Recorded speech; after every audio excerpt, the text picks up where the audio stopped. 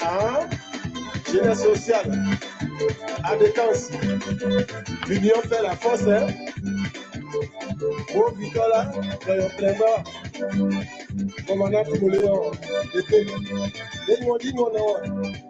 Ah, au secours, dis-le, oh, ah, oh, dis-moi, dis-moi, non. Dis-moi, non, dis-moi, non, ah, oh, ah, oh, Dieu, ah, oh, Dieu, ah, nous allons faire, ah, oh, allô, regarde un peu, c'est à quel moment?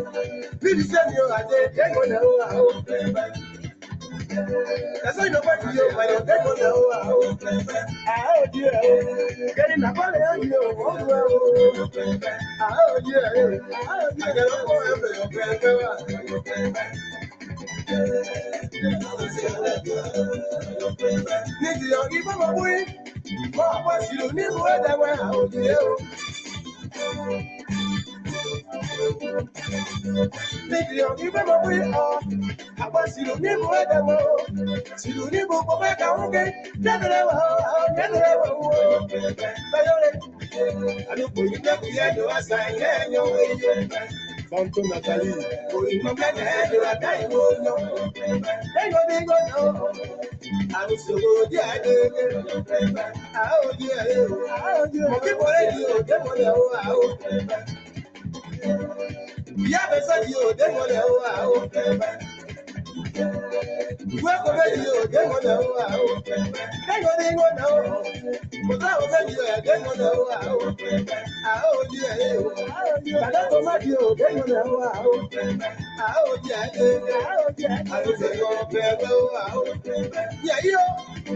maman Laïc Boy Paris, à ce moment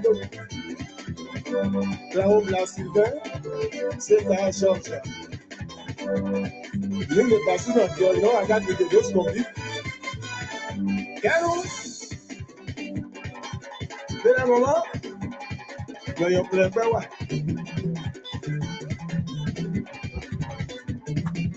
Son Robert, son Bernadette. Dingo, dingo, non. Le colonel Bas François. Bois après, millions. Bois après, millions. Bois après. Président, Nostan Pascal. Il y a Agnès Pété. Kémoumora. Kéké Delmas. Pierre. Haïtien.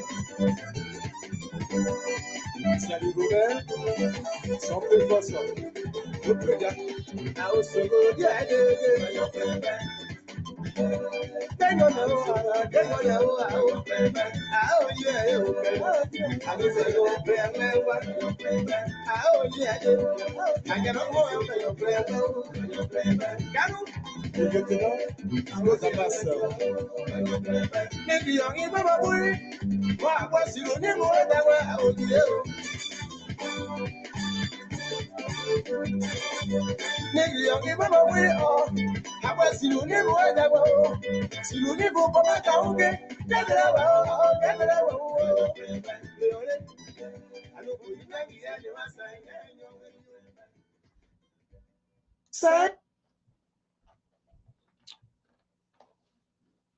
Okay, good evening, folks. Welcome. I'm Alfonso Zienso of the Liberia Public Radio and LPR-TV. We want to welcome our viewers and listeners here this evening. We apologize for running a little bit late. Sometimes we're going to do what we're supposed to do to keep the to keep the systems running. It's better late than never. And so when it comes to Liberia, we always want to make sure that no matter what it is, we want to come here to discuss it. Mr. Dennis Harris, good evening. Ambulai, Cooper, Lou, Brunel, Elizabeth Gauss, Musa Casas, and on Vera Queen Tarot, good evening. Of course, one of our regular part-time listener, Helen Tawasin, good evening. A long time nobody put their foot in there more, right? Birdman Zena Gibson, thank you so for being here. Our own contributor to Wilton Keto, Jim Davis, Mariam Mant Duke comment. Good evening, welcome. Thank you for sharing your evening with us. Duke Chalet, good evening, thank you. If this is your first time, we say you are wholeheartedly welcomed on the Diaspora Informative News Outlet, Liberia Public Radio. Saint Gadot, I believe the N should be silent, but if I'm not calling the right way, please don't hold me responsible. We can see, yes, Vera, don't worry, I'm going to suffer in the next few minutes. We're still doing some little bit of housekeeping here. Ansu, Kelvin, and all of you guys. But if you can do me a favor for those of you just watching, if you can just hit the share button as many as you can, just to call someone attention to this event program. Hopefully my guys will be here at this end of the information. And if not, it's all about Liberia. Sir James, if you want to come here as well, all you need to do, maybe throw your email link here and I can bring you here because it's all about Liberia ultimately, not necessarily me. And so we're going to keep the conversation fair, balanced, and proportional. We do not leave no one behind in the national conversation here on this network. So we don't bring our feelings, we don't bring our own personal feelings as a facilitator, but we discuss all of these issues. Good evening to Washington from Grand Bassa County. Wow, electoral district number 4. Sir Ara James, wow, thank you so much joining us from the Bassa land. You know, this whole thing came about doing this whole, and it was something that I really fell in love with from the Bassa land. It sort of suit it.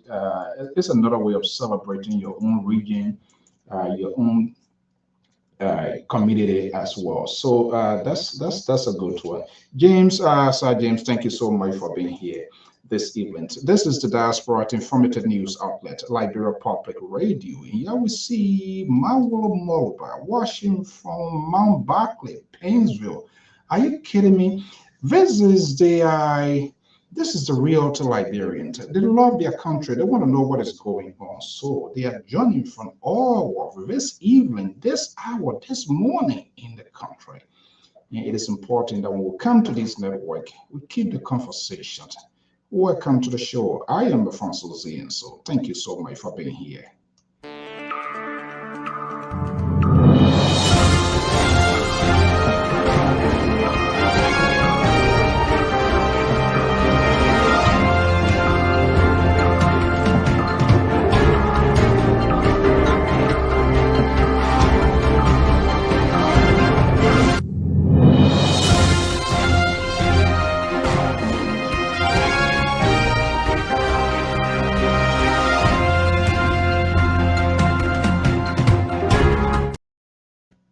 Good evening, good morning for some of our folks like Mensa in the West African state in the Bassa land. You know, I during the heat of the campaign and all of the politicians that were going in there here in the Bassa land, people in the Bassa land. Mammy James, good evening to welcome from the Empire State. Hey, Abel, quite a long while. I didn't see you. What? Somebody send you guys what is that called about? Seattle or whatever to send people in coma. That's how politics look like. Sometimes the unexpected is always pulled off. But look, we want to welcome our viewers, our listeners across the globe. If you are here, if this is your first time, so let me just do a little bit quick housekeeping here. If this is your first time on this network, we say you are welcome. This is Liberia Public Radio, where entertainment is at its minimum level. And so we hear there are a lot going on in the country, and it is good that we have these conversations, whether it suits us, whether we like it or not. We have to say it. So We're going to be having this conversation. LPR-TV to present a Runoff special. Your thoughts and what are you considering? This is what we're going to be discussing here. If you are in the US, in Europe, wherever you are, if you want to form part of this conversation, of course, I want to put a number out here. You can also join us. Hopefully, the analysts are going to be here. Some of them right now, a lot is ongoing. So you want to come join this network, just shoot me a message. Vinicius, good evening. Peter Hammond, Esther, Mami Esther Tapimo, good evening. Thank you for being here. Pauline Doe, thank you for being here. Josa Konto, thank you for sharing your evening. Let's take a little quick commercial break, and I will give you a little brief monologue. And right after it, I will try to engage the audience here this evening. Something unusual is happening. Something horrible is happening. And it seems that people do not know the essence and the meaning of communication as to how they push. Regrettably, some of these people, political pundits, commentators, analysts, that make their pick, and they are just unable to keep their message on point, a little more quick to be distracted and bringing divisiveness in the country. I was surprised, not really surprised, it's been ongoing for a while, just how big network also look at some of the things that are happening in there. We also have the ability to discuss this issue. And it was so horrible and disgusting this event, what I saw unfolding on the Spoon Network. One of the biggest network, we will give it to them. But to allow the facilitator with this sort of tribal politics being incited into the politics of Liberia, we all know it is why it is. But their inability to keep the focus of those people that they support and just allow the train to derail this event. It's unbelievable. Lack of temperament, lack of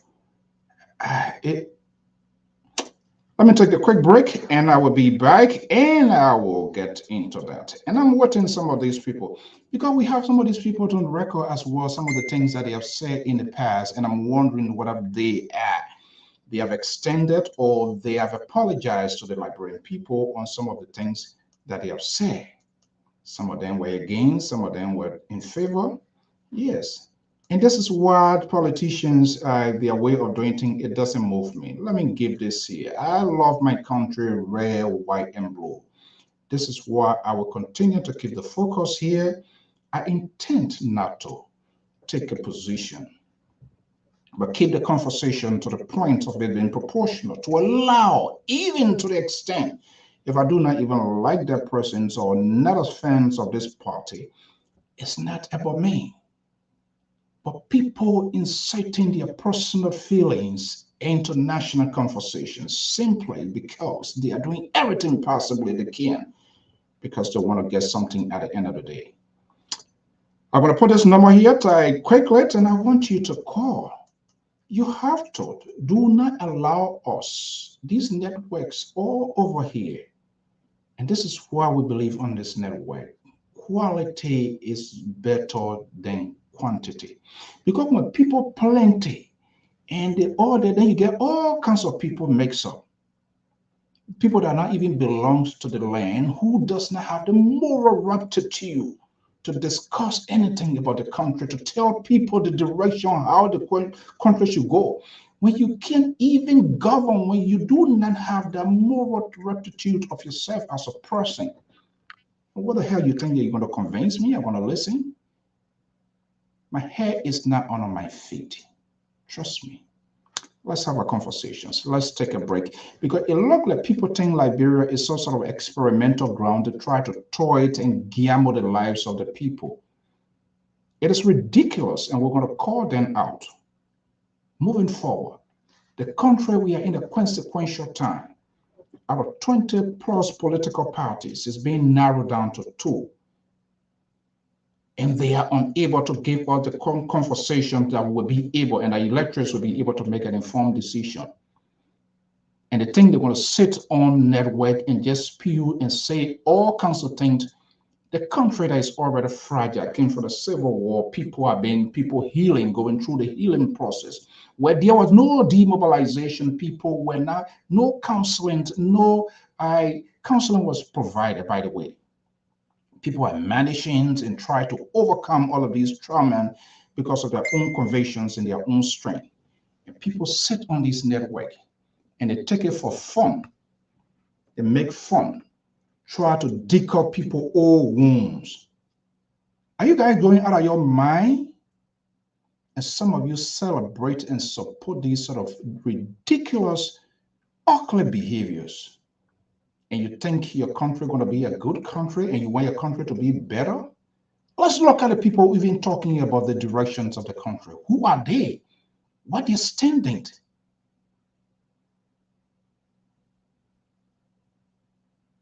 People are sick in our country there. And a lot of people need evaluation. I can say it. Because it's unbelievable to see what is happening. They put their feelings into this international conversation. It's not going my way, so this is how I'm going to talk it. And they think they can just water down everything you see, you're going to go back into it. That trouble, because it was out of ignorance, people were stupid, people didn't know what they were doing, people refused to ask questions, and this whole trouble thing came into that country, and a senseless war came, and we killed, we murdered people, we still not sober, we didn't even learn from Sierra Leone. These same very people, they have been heavily politically rewarded. They're on our side now, Frenchmen say c'est bon. They're on the other side, they are demon god. They were there yesterday, it was okay. And we can't even call people out.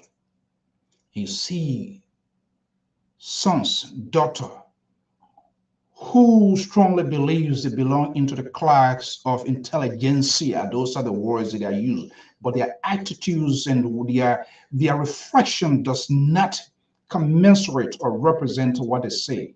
What a shame. And then they want a brighter country. You're not even trusted. You do not even have the credibility. Your character is being questioned. You yet to repent, to say, I am sorry for the thousands and hundreds of people that I've deceived. Who believes in me? You have not done that. And a bunch of people sit there. You're not even able to call these people to a point. 2 hours, 30 minutes. And all about trouble. What kind of foolishness is that? Is that how we want our country to be developed? When you're supposed to sit and tell us to draw the contrast of your candidate, and you think you want to go demonize a certain group of people? That's not going to happen. It happens in the past. We have our own political, social, and economic differences. But if you think you're going to sit down some major network and demonize and put a group of people in that basket of deplorable, and you think you're not going to get a shot back, you are in a fantasy land. Liberia problem is not a no damn crown or whatever problem. It's Liberia problem. So, by the way, why people should question a particular group of people of their vote? This is how you people don't have sense, and you say you support this party, you support these people, but your inability to convince, to be persuasive, to come on your side. And you just take whole group, Southeastern people. What the hell, who have taken the time to have a conversation to say, wait a minute, why this going the way it's going? And even those who are even seeking these offices, Have they had the time to sit around the dinner table, to sit in a town hall and engage these people? Or you think you're going to do with Liberia without a portion or 1 or 2 county? That's a freaking lie. It's not gonna work. Because even if you succeed and you think you're going to alienate a certain group of people, you're doing it at your own detriment. Because you have some of these useless waste leftover tablet, like brother men say, commentators who sided with some of these very people today, and they sit down, pushing their glasses like I'm doing my own every evening, every night, and they do not want to be honest. They are unable to sharpen the message of those people that they support. And you think you're going to take on one group of people? Hell no, that's not going to happen. Hell no. If you don't know, you need to ask questions. The Fatiga, the Eugene Fagon, please give me a break. What do you know about Grand Gated Association? You hear the very side. Which organization, which country on planet Earth that does not have any problem, internal problem within his or her own rank and file? And for you to grab a little portion of something and you try to put a spin around it, and you think people don't want to talk? Some of you demonize this career man who has worked so much for the country. You demonize him. You call him names. And your somersault now you can't even go into what his political ideologies, what he stands for as an individual who wants to lead the country. You are unable to interpret that. You just sit down, you just preach trouble, politics. You think that's what I want to hear? And I feel bad. Why that young girl to get herself drawn into that as well? I think Francisca, Dr. Chinaway tonight, I put it to context. Do I agree with everything, Gibson's or whatever? And this is the difference with this network. We incorporate diverse view on this network. You need to understand where people are coming from. But some of you people are sick in the head. And that's the direction of the country that we see. Because you are intolerant, you are impatient. You hear first sentence coming from people without them concluding to their sentence, not even waiting to get to the middle of their conversation. You run a judgment. As a result, you miss a lot of things. If you can be just a little bit tolerant, patient. What is the point that people on the major network tonight, when election commissions literally at the point of making it official that there will be a runoff, which of course we all know now is glaring from all indications what we are saying and what is unfolding, I would get aside. If I get aside at this time, I become more persuasive. I will put, typical men say, liberal men say, I will put my hat on my foot. You can cuss my Kennedy. You can call him names.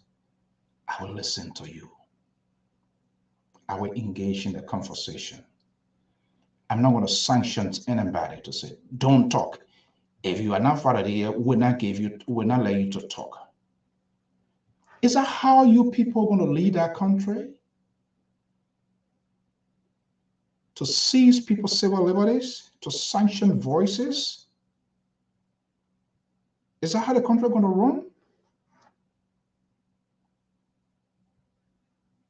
And this is where the leaders found themselves into problem.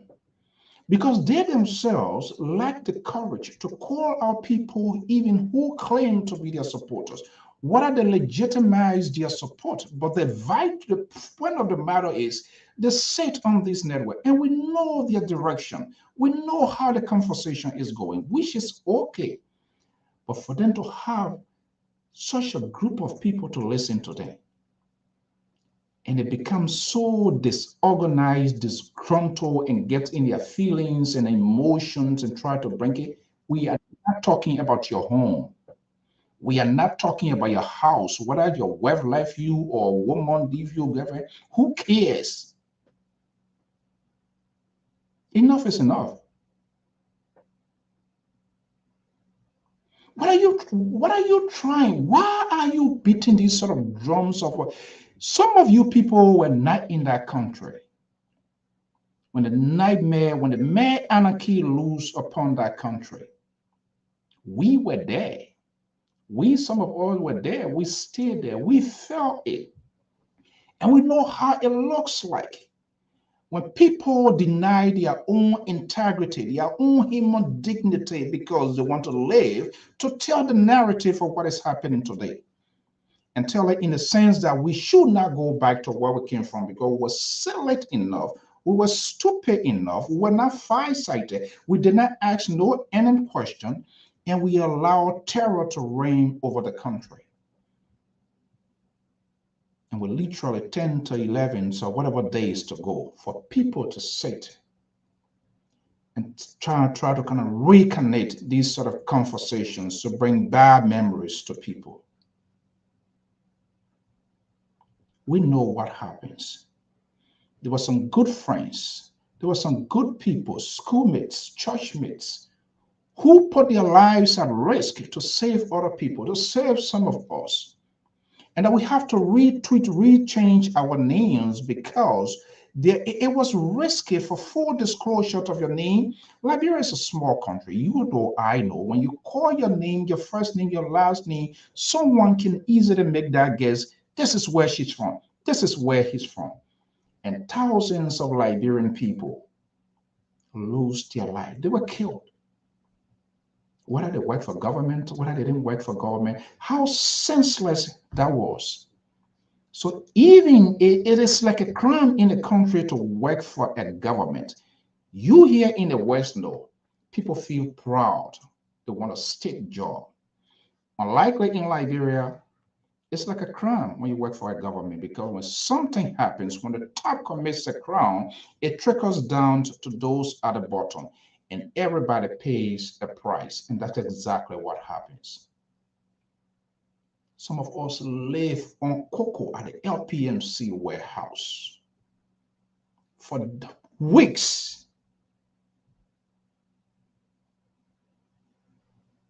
People were tying their hair to disguise themselves.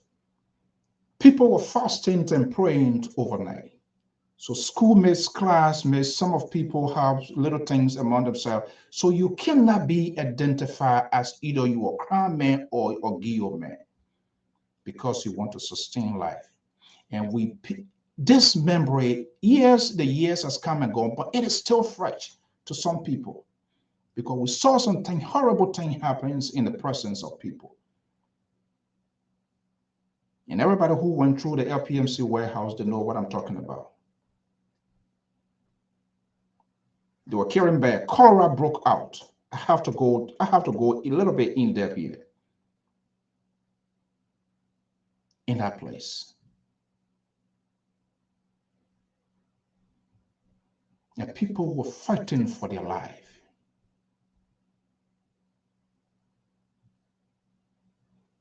People were alive. And ECMO came because we do not want this whole place to be like, whether you were out of breath, people were carrying bags around. They come here when you lie down, oh, this person there, oh, this person living. If you don't pull your hair off, they put you in a bag and they carry you. I'm not saying they say it. In my presence, we witnessed it, we saw it. Even if it was your own brother, even if it is your own uncle. And people sit on major network to tell us the visions of the countries of those people that support. They are rehatching those war drum beat. That is a shame. And you people say you support, you celebrate that. And take national politics to turn it to some sort of tribal something. You guys, you want to take us to Rwanda? And media has a good ambassador. Some media becomes dangerous of the messages, the sort of hate messages they preach. And yet we celebrate them. My analysts, they are here. And I know some of them blood are boiling, but I am who I am. We have to call these people out. What they are doing, they are putting the country at risk. That tribal politics. You can't question people why they are voting the way they are voting. You can't. If they are doing it, then something is not right. And when something is not right, there is a way to address it. You don't distance yourself. You can't just group everybody. So what you are doing, there are other people who are already supporting you. But because of those soundbites, those silly comments and conversation, you make them scared. You put them at risk against the very people who are supporting you. Well, the analysts are here. Some of them might be the. Let me slow down here a little bit because at the end of the day, some of them, their people will be elated who want to get it in. But on a serious note, folks, be careful to the things that you listen to, because those things that you listen to, we eventually end in acting upon them. They play it on our mind and we process it. And that sort of anger comes into you. It's been perfected into actions in the wrong context. I am Alfonso Zienso. This is LPR, Liberia Public Radio. We don't say it your way. We don't talk it your way. We tell you what you need to know. And we say thank you because your commitment to this network is unquestionable, despite some of our talking points and our soundbite. The Liberal is spinning and dialing me on the stage. Let's take a quick break here, and I'm going to be breaking the analysis here, and we're going to have a conversation here. I am concerned in the next 15 days, the runoff, your thought. What are you considering? Those are the sort of we need to be having an educated conversation. The drama too. What the latest song here again? What you say, babe? We those songs we listen to them. They're not doing anything. I think I would make Terry to sing that song. Well, MC Carol, maybe I think our analyst contributor and women are very good at song. Let's take a quick break, and I will be right back. And I'm going to be breaking the analysts. They are here. I am Alfonso Zia, so stay tuned.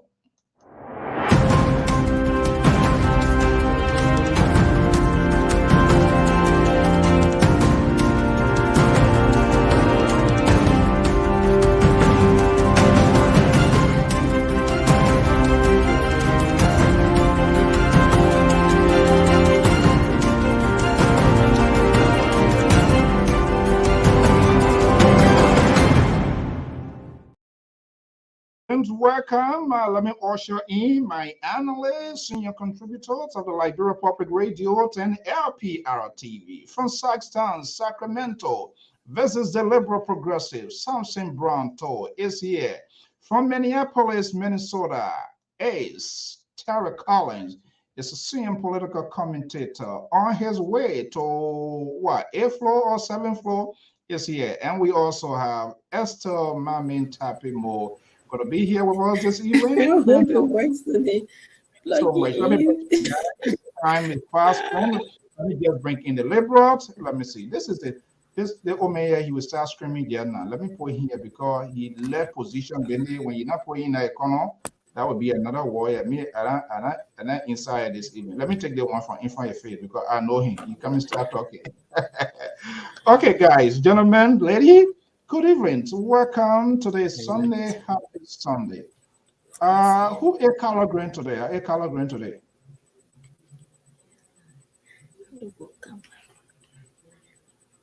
I ate color green with good. I ate from butter. With what? Fire or inside? With dry fish. Good evening, Mr. Saul. From butter with dry fish. I wanted some dry monkey, but no monkey. Am I audible tonight? You want a grand market, but why you didn't go grand leader? You should have sent what to grand leader, man. You should have asked them. I tried calling the labor, but the labor did not pick up. I don't know. The man was slaughtering it. He was slaughtering a goat. Okay, Madam Esther Mami Tapimo. Good evening, welcome. Thank you, Mr. So. I think I just try and we'll see if this work Oh tonight, but I'm not yeah, sure. it's sounding good. Hopefully it works. But please don't be Yeah, friendly with Oppo is good. don't be friendly with the liberal, because I can tell you when you're friendly with the liberal tonight, you're gonna go nyaka me. Let me tell you right now. The liberal progressive. Good evening. Welcome. Thank you, Mr. So. Okay, all right, guys, welcome. Thank you so much, as usual, for being here. We're gonna get it going. Let me just do a quick drama here, and then we're gonna come. Okay, I will be forced to do something here, and I know some of you are gonna get pissed, but you'll be okay. At the end of the day, after the show, you can take that spin or volume, and then you will be fine. By the time they break, you'll be fine. Good evening. Welcome to the show. Okay. All right. For me. Yeah, so tonight here is literally like an open mic, but I'm considering, we all now know, even though we all know they're going to be a runoff, but I just don't want to give a money lock and just go away. I know some of you listen to, I don't have anything, listen to Spoon. I don't like what unfolded this evening. This sort of tribal conversation, and these people, they are unable to promulgate, to tell us exactly why they are making these decisions. That's the question I always ask you here, Terry, when you come, why you support Ambassador Joseph Newman White. I do not question your authenticity. I do not say, oh, don't do this here. The same way with Liberal and everybody else here.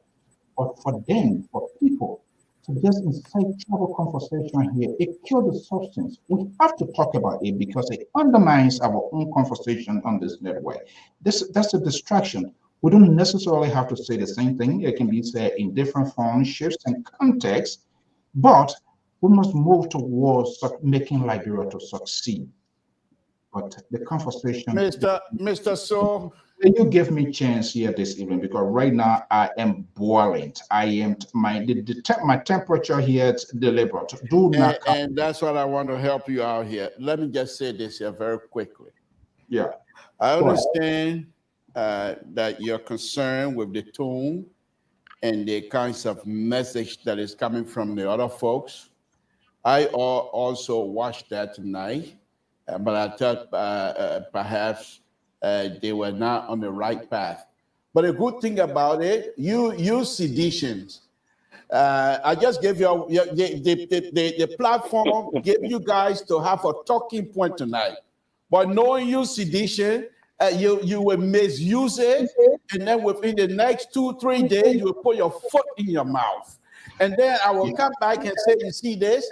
So what they did tonight, by taking the election process, the ongoing election process, and turning it into NIMBA crime, whatever they want to do, they're not going to be successful. First thing, Liberians are not on that level anymore. They're way past that.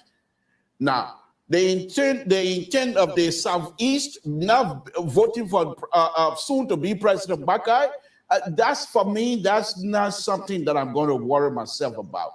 The election is there. People will have the opportunity to vote, to go and cast their vote. So I'm not worrying about it.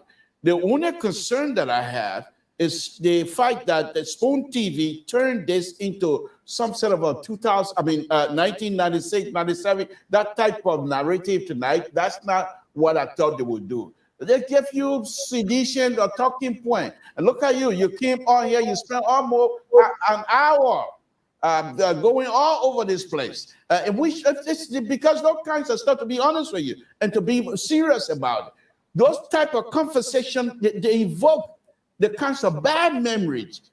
Many of you, because you and I have talked about this thing in private as well, things that you saw. So I know these things, but they don't think they evoke the bad memories. And many of you having difficulty trying to even listen to them.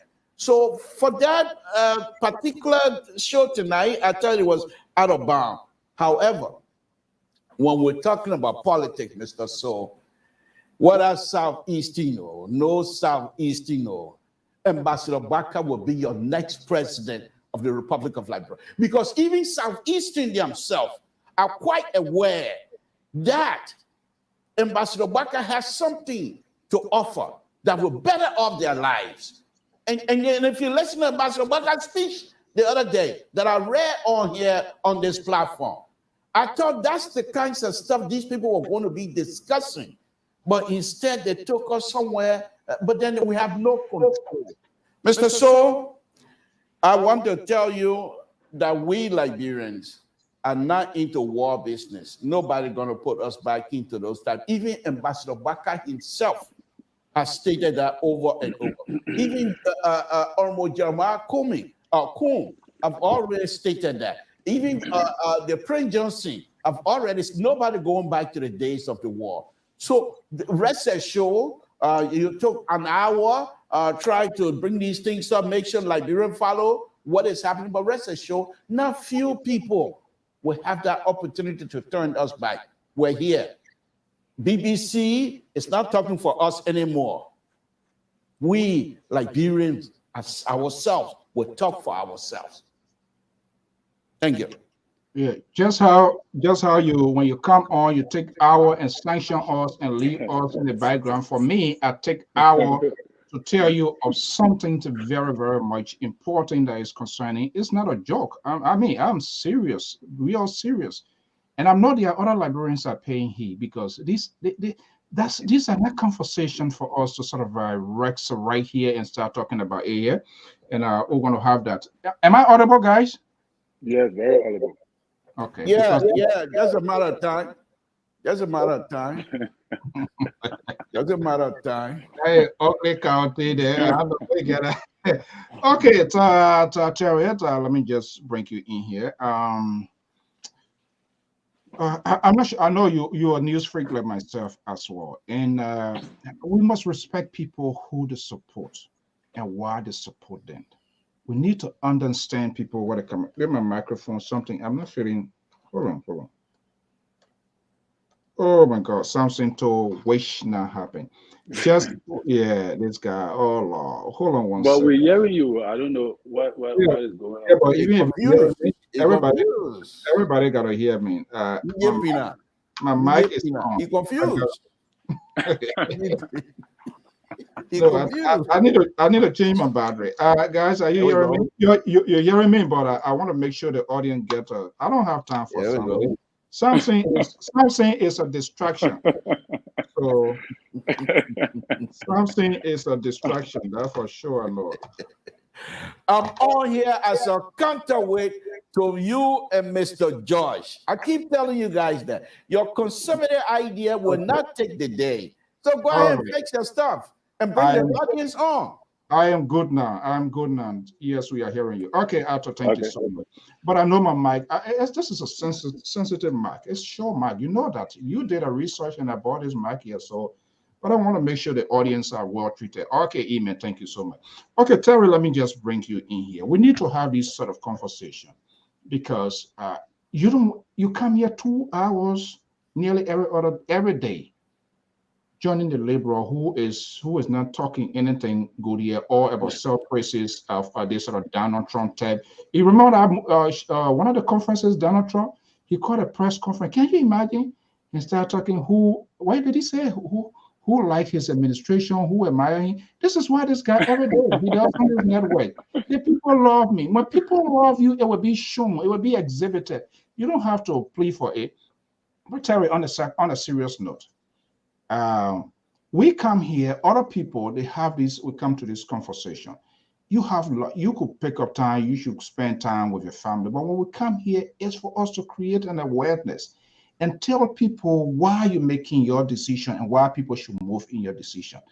I'm not going to be in the business of kind of bringing up war conversation, things that happen, this and that. Those are uncomfortable things for people. It doesn't help us, especially at the time.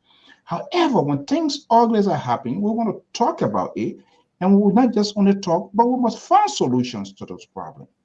But to incite tribal conversations into this sort of national conversation, and you think you want to demonize a specific group of people, then you are walking on a slippery ground with some of us, because that's not who we are. The last time around, before the war, out of ignorance, a lot of things went on. We all are responsible for it because we did not do what we're supposed to do to educate, to inform. And so this narrative was just pushed, and there was no way to have that conversation. But let me just bring you in here. We are in a final days of the runoff. We all know you're going to come into place, go or come down. What should be our focus? Yeah, Mr. So our focus should be on trying to persuade, just what you're saying, people in our direction to see what good are we able to offer instead of creating the trouble sentiment, like you said. All right, but I want to say something to that. The Spoon Network, the guy is a very clever guy. I must give it to him. You know, he sit on the fence and he did into both sides. All right, and then he direct the narrative in a way he want the narrative to go to please a certain side that he have aligned himself with. And the danger is that those who go on the platform do not understand the terrain. You know, like my grandfather used to tell me that anywhere you go, the first thing you do is to understand where you are before you speak. All right. So and I learned that, you know, so you got to understand. I think Eugene Fagon, Fadika was kind of smart, but Eugene Fagon and the lady there, Mepe, she bought into the propaganda that Stanton Waterspoon was trying to direct. You see, and that was the danger because, like you said, right? Why bring up about war business? Why bring up playing video, playing audio, and all the kind of thing when we're discussing a 2 weeks? We are preparing for 2 weeks runoff. Then you bringing in, you know, all these kind of a propaganda. Then you bringing Jeru coming to talk about, you know, the crown sentiment, mixing it with Eugene Fagon them and Mepe them coming up to say things against the crown people. You know, it just create some level of mixed feeling and like what liberals say, bring back the nature of the past. And people have not forgotten what happened to the people. All right, people have not forgotten. The crown people have not forgotten how they died. So you cannot do that on that kind of network. But again, he was directing. He know exactly what he was doing. He know exactly what he was doing because he's trying to direct a certain narrative. And I think that was not cool. I think that was not good at all. Because once also it creates fear. It creating fear in voters as well. It making people to feel that something is pending. Something is still under the bridge that is about to happen. So I don't think you're supposed to be doing all those kind of things now. I think there are certain things you're supposed to curtail, and there are certain things you're supposed to put out there. So as a media institution, I don't support that. But I think now it's what we're supposed to be doing is preparing our people to gear up to convince the people as to why should they elect Ambassador Boka. That is our focus. That should be our priority. That is what it is. The CDC too got to be, the civilians got to be alert. They have to be driving that narrative too as to why you should, you know, re-elect President Weah. I think that is the drive. Okay, so let me go to our first caller here. We intend to engage as much callers we can here this evening. The number is there, and 203 number 9037. Caller, are you there? Yeah, brother. So this is Wilson, and I please, I really want to be on set tonight, but I can't. I will try my best to come and say if I can. But You're afraid of the liberal in their way. Eh? No, I'm not. I'm just a little bit. This is so I think you don't mind, but I would love because this is very interesting. It came home, and I was calling around to see if people can discuss this thing. Unfortunately, you started the show very good. Unfortunately, my own party. Hold on. Okay, yeah, you're going. Okay, let's bring in the pro-government man here at Solo. Myself who? Myself Solo? Oh, okay. Do you see Roy? I thought I see this t-shirt. I just want to make sure. No, that's the t-shirt. My own marriage shirt there. Oh, okay. Thank you for being here. All right. Yeah, go ahead, Keto. So this is very, very, very much important. I think the narrative playing into the hands of the United Party because this is the kind of divisive message they've been sending from day one. But people like my own partner, Mr. Tool, brush over it, and my brother Terry brush over it, and it is coming to the place where it's coming home now. Everybody's seeing it blaring. These are the things we are talking about. We cannot condemn things when it happens until we see that it has claimed national attention or it comes close to our door or it even enter our door. And this is unfortunate. When I listen to what these guys are preaching today, it's not different from what they've been preaching all along. The many lies they told about our country, the lies they told about this government, the lies they told about President Weah, you understand me, and some of the government officials, to the extent where they instill the Americans to put fake sanctions on people in our country for no apparent reason. We understand. No, hold on. You know, hold on. You know, people can't walk away this one. You say what? The poor what? Fake what? Fake. I'm missing my word. I said fake sanctions. So where the fake sanction came from, and who was the victim of the fake sanction? Simon Gill was a victim of a fake sanction. From whom? From There's whom? no way. From whom? From where the Tom Lanto or commissioner had that thing about Simon Gill, it was all brought onto the opposition. How is it that I'm against you and they will come to testify? No, hold on. We shouldn't. Okay, hold on 1 second. We shouldn't mix apples and oranges here.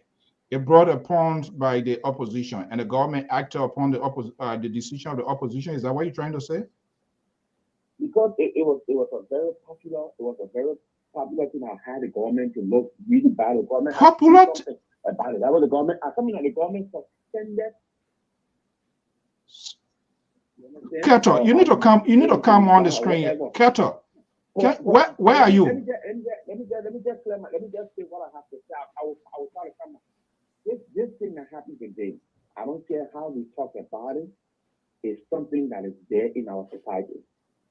This thing here, we cannot sugarcoat it, we cannot turn it around and say, oh, election is nothing to do about election. It has something to do about the survivability of our country. These people are bent on killing our people. The good thing about it, we have social media to unearth all of the things you're saying. Back in the days, we don't have social media. There were people who were going against each other. The administration was killing people. The people were killing the people in the government. In the society and lying on the government. Today, we have civil war in our country that took the lives of 250,000 more people. Today, can't go without social media to unearth it. All the recordings that were played over there, they were all Central Water School, and whoever, just because they wanted to stop. The southeastern region to turn their back on President Weah. There was nothing that was something that would say, oh, it was genuine.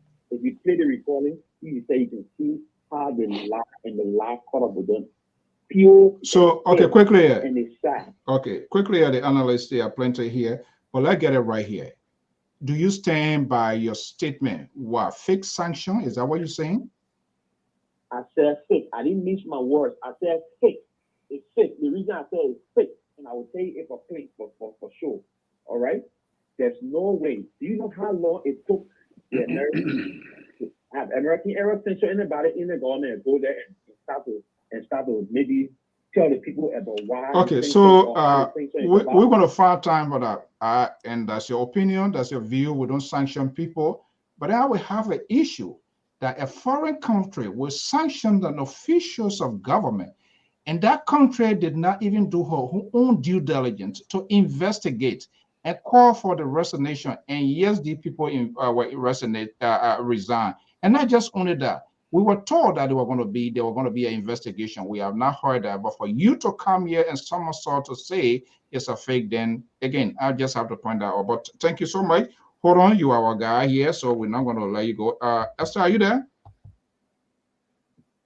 Yes, I'm here, Mr. Soul. Okay, good evening. Welcome. Good evening, Mr. Soul. Good evening to the rest of the panelists. I'm glad to be on today again. Okay, so let's hear you. We not talk plenty about thing here, man say. Welcome, sister. We not talk plenty thing. Go ahead. What do you have to say? I want to say that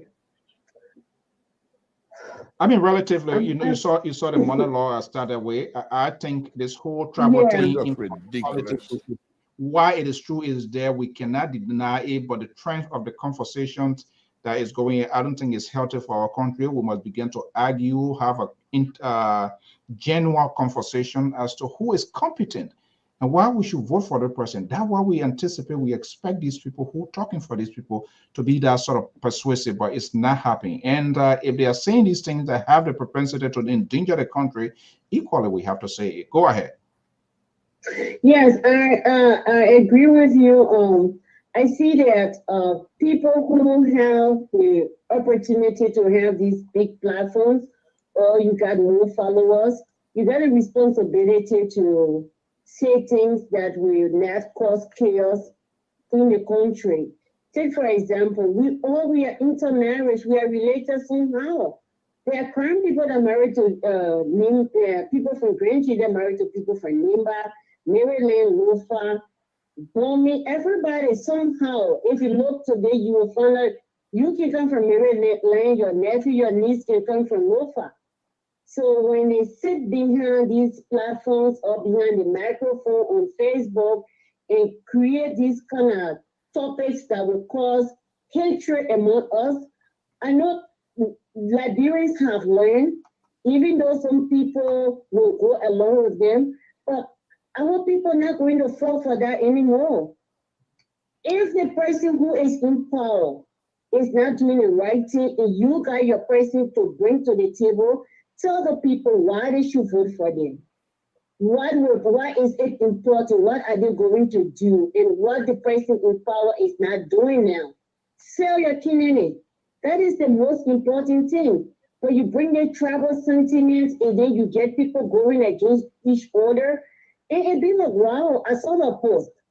A person that we friended with, we all live in Guinea, then we live in Ghana, and he made a post about the southeastern region. He said that nobody from the southeast will ever become a president again in Liberia. When you want to sell your candidate, how are you going to put a whole group of people in a basket because you want to sell your candidate? Somebody can come from Southeast and become president. If the president that is there is not doing what is okay, the people can vote him out. But you cannot just conclude on certain group of people like that, and then you claim to be our friends. And it's sad. Okay. So I think that Liberians, you are smart people. We are all smart people. Don't let these people to play you. The politicians, their children are in the country. Some of them are out of the country. They're going to the best schools. These people abroad in America sit on the platform, say anything to you. Their kids are here going to school. If anything goes wrong, you are the one going to feel it. So please don't listen to all these things. When the time comes, vote for the person who you know will change your life or who is the best for you. Don't do it. If you want to vote for somebody for your tribe, that's okay. But don't allow them to cause chaos between you and people you have built bridges for so long. I was born and raised in Nimba. I'm not going to go against nobody because I'm from Maryland. I will not do that.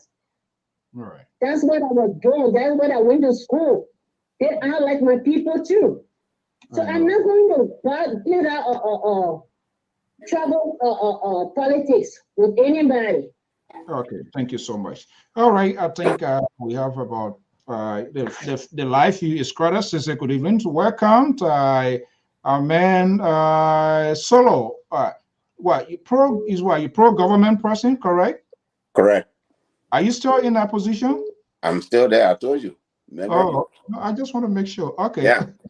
Well, first of all, I want to thank you. I want to thank the liberal, our senior brother, Mr. Toll over there. We both start throwing punches at each other. I want to thank Mr. Collins and the rest of the people. But Mr. Toll, there's something you brought up that is very important. I know the liberal try to downplay it, but that's the liberal. They always do that. But in this election, after 20 years of death and other stuff, and a lot of drastic things happening in our country, for someone like Spoon to sit down and bring out the dark days, reminding people. You think you're doing it to crown people or the Southeasterner, but there are people that wasn't even part of the whole ordeal that died because of the war. There are children today that are living because of this war. They have no parent. There are children today that lose their hand, their foot, their eye because of the war. And you think that pushing Joseph Nyoma Boaka to be president, if he's not president, my way or the highway is going to walk. Then you miss the entire idea of the new Liberia. The new Liberia, they don't care about how many generals or that are in the parties. Even you, like you said, you can go down in hell and call for Lucifer to come out and be with you. They're not going to be afraid of you. They're going to tell you the truth. Okay. The same thing goes for the government. You know, the government, no matter what. I like the idea when Mr. Eugene Nagwe said we have to keep. They're calling you? Okay. I hope that they said I say ANC. The Libra is putting me out. Deliver for the okay. Let me move in when he comes back. Okay, okay, when he comes back, I will see. I mean, there's a dash screen. Okay, Sissy, let me just bring you in. I'm not sure, probably you were listening. And we always and we have to speak to this. And it's normal everywhere, whatever network, and we want peace. We want to be focused. We want to see we want to keep the concentrations. We want our people to make informed decisions. I mean, you can take whatever side you can take, which is okay. But we want this sort of engagement. That is not happening. What is that? The ANC people give you that phone or what? Yeah, the mega just phone a few days. No, somebody tried to call me from Liberia, disturbing me. I apologize for it. I'm sorry for it. And I have 3 or 8 in the house. And my man. Okay, so quickly, a 30-second wrap. Also, I will go to Sissy. Yeah. So the idea, what we all here, and Mr. Soul, I give you the credit while you are still sitting in front of me, and I give you the flower because there's a lot of people, including my senior brother Gibson Jeru, said on Spoon TV and let Spoon spill all that, and nobody dared to say, no, my man, no, we're not going that way. This is how we're going to do it for our Kennedy. Look at the election. You got the AMC, you got Gonglo and all the people, but the number 3 on the list that want Appleton. Because the people getting tired with your usual Tabata. They forget about all that thing there. They forget about it. So that usual Tabata is not working, but the man would not say anything at all. He's the number 3 on the list. Yeah. I'm surprised when I hear you and overdo the election result. I'm like, wait a minute, but who is this guy? Okay, let me go to Sissy quickly here. Like I said, the line is kind of crazy going nuts here, so we'll try to engage in. So Sissy, good evening. Welcome. And like I was saying, I'm not sure whether you listened to the intro, but I would just, caller listened. We're going to bring you in. I just feel, and that's my view, I could be wrong. We have the country, there are challenges. There's some sort of deficit here. And at least we are left with 2 choices where we should keep these conversations and be able to drive voters to be able to make good decisions for us, because some of us will not be there, will not be voting. So we still have interest into what's going to be happening in Liberia, and to see these sort of conversations unfolding, that is just over the top. But let me just bring you in here. You can speak to it if you choose to. If not, I have, we see on the bar scrolling there, the runoff, your thoughts and what are you as a Liberian considering what should be our conversation, so the direction now in making this decision? We have 2 choices to be made. So let me first correct my brother from, you from Thailand today, or you from Kenya today, or where you from today? They're from immigration land, Nebraska. Okay. That's Thailand, man. Okay. But the correction is that Appleton did not come in 3rd place. Invalid votes came in 3rd place. Let's get that right. Invalid votes were about 5.88% of the votes. Appleton got 2%. But look, I want to not touch this thing that you're talking about because people are trying to pretend like they don't understand the origin of these talks. Len Eugene Nangbe and the Deputy Minister of Information were all on Facebook before election saying that the Southeast will vote for their son. They started a tribal thing. They will not come here and pretend that now because people are saying we're going to round 2 and Prince Johnson is talking because Prince Johnson has killed a lot of people. Therefore, anything he say, we amplify it and Lufa County is coming, we got many votes. Now, all of a sudden, because all the counties with big votes are now saying, oh, the higher one do it, we'll do it that way. Now, all of a sudden, it's a tribal thing. Nobody that I've seen have ever talked about killing anybody. They're talking about voting for people that come from them. And the last time I checked, that is not something somebody talking about violence. The party in government started that. But like I said, I don't want to touch that because sometimes when we look at data, we pretend like we started today. I hate those pastors that can vote join 1135 Jesus Web. They don't look at what happened before Jesus Web join 1134 or join 1136 after Jesus Web. They will not look at what happened at our time and at what the people are trying to do right now. And for me, I don't want to go into that because for me, it has to be academic. I want to talk about what are the considerations for the runoff elections. Look, I told you the last time, and I'm going to be open. I support Joseph Yuma Boakai and the Jeremiah ticket for the runoff. Before the runoff, I supported Tiawan Gonglo, and the reason I support this ticket is because of the way what I think I need in my country. Look, you are looking at Lofa County. CDC lawmakers won 3 seats in Lofa County. So they won about 60%, right, of the seats in Lofa County. But when you look at the presidential ballot, they didn't win 60%. Joseph Yumabaka still won majority. When you go to Mosorado County, Sir Joseph won more votes than both presidential contenders. But the Unity Party still won Mosorado County. Right? And that trend continues on and on and on. And so I would rather we discuss the data and look and base our suggestions or our interpretations on the data versus all of these things that come up where people are trying to make it look like all of a sudden, Joseph Yuma Boakai is the tribalist and George Weah is this nationalist figure. Even though from the beginning, the likes of Len Eugene Nangbe and his group has been talking about the Southeast voting for their son. Now when other people talk about it, all of a sudden they're bad people. We have to be fair in these discussions. We have to lay it where it all started. You got Joel Harold Taylor has been preaching this divisive politics for a long time. At some point in time, even telling people that if you didn't support the CDC, you would not have a job in the government. Right. But now one can put it at the feet of other people. If we want to be fair in these discussions, let's go back to the root and let's be fair to understand where these things all started. Okay. Well, we are making specific reference. You politicians always gamble the country, gamble the lives of the people. They will make ridiculous statements and then they will come back and walk and try to retweet it. But we who sit on this network, it's also good to have a side.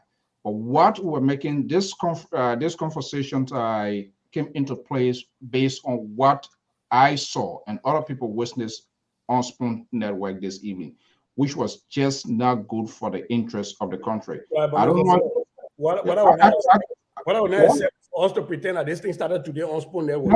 That's not what I'm saying. I'm saying what it started. We also have the responsibility, and that's why when politicians did that, we call them out. They can pick their side, but for them to help to brew this sort of tension among people when we are in the process of making a decision, we have to speak to that. Let me go to the line, please. The line is crowded this evening, so we should make it as brief as possibly we can. Let me see. Let me go to Elvis, and I'll come down to 701 number 202. Elvis, are you there? I'm here, Mr. So how you doing? Good. Let me hear you. All right, and hello to the panelists. Look, on the whole issue with Mr. Jerry, I reached out to him yesterday, along with myself and Mr. Jerome Gamer, for him to appear on our show on Point and Focus on Our Building. He came on the show today. And he was on the show, and while he was on the show, I guess that whole thing, the topic of the same situation with Joshua Blowey, he had to leave the show to go there and rebuff him. But the reason I'm bringing this up is because, as you may know, others may know, I'm a crown man. So when we sit on these platforms, for some of us who have little voices that can say one or two things and one or two people may hear it, we have to speak up. So that whole attack, where they were attacking him like wild hyenas on the platform because he supported George Weah, and everybody thought that Spoon TV was now a place for no-go zone for physicians. The lady on the show was attacking him. Fagon was attacking him. Fadiga, and along with Blowey, was attacking him, calling him a tribalist, all kinds of things. In fact, the man who they support, Joseph Boyka, has a long history of tribalism, have a long history of religious bigotry. There's a video we have in our possession of Joseph Boyka going against the Muslims, thanking the people of Runoff County for supporting the sphere of Islam in Runoff County. So this guy is a proud bigot. He's bigoted against certain tribal groups. He's bigoted against certain religions. He never stepped foot in this whole election. What they say is so consequential for our country. Never stepped foot in the Southeast to go campaign there. Isolated an entire group of people, but expected people to vote for him. I heard the Fagon, what they call him Fagon, who was on the platform saying that in reality the people of the Southeast, they actually voted for Joseph Boyka, but CDC changed the vote. Can you believe that? A man who regretted to go into the Southeast to campaign, but the people in their wisdom will vote for him. Okay. And he was vice president. They did nothing. Before we let him go, you see, this is LPR. Can you ask him to share with you the video of that big statement from I wanted to ask. Hold on one second. Share with you the video. I want to tell him off to George Weah and say why he didn't be in the Southeast. Okay. The same hypocrites who are trying to spew this divisive rhetoric, but when we push back on them, we're the ones who are being troubled. Look, nobody are going to demagogue Nigerians when we sit down and look at it and say, oh, that just politics, we will speak up for our people. If it comes to war again, we're ready for it. Nobody are going to say no. Hold on. That answer better to share the video. Hold on. No. When it comes to war, that's not what I want. They come to it because we're not going to be cowards. We're not cowards. We're not going to sit here and let them bully us. They're not going to bully us. Hold on one second. Sitting there talking about it's been going on. Hold on one second. It hasn't been going on. They started bringing them in. People flying. All I ask is to share the video. Share the video, then play it. Share the evidence, then play it. Hold on one second. I'm getting something here already. I just want to make sure what is going to be here. Yeah, but hey, look, but like I said, Elvis, we don't drive our emotion. These are national conversations, so we don't drive our emotion. But I can say it. I'm 100% sample. Or what is that? This guy took himself on the stage or what? Something, is that yourself?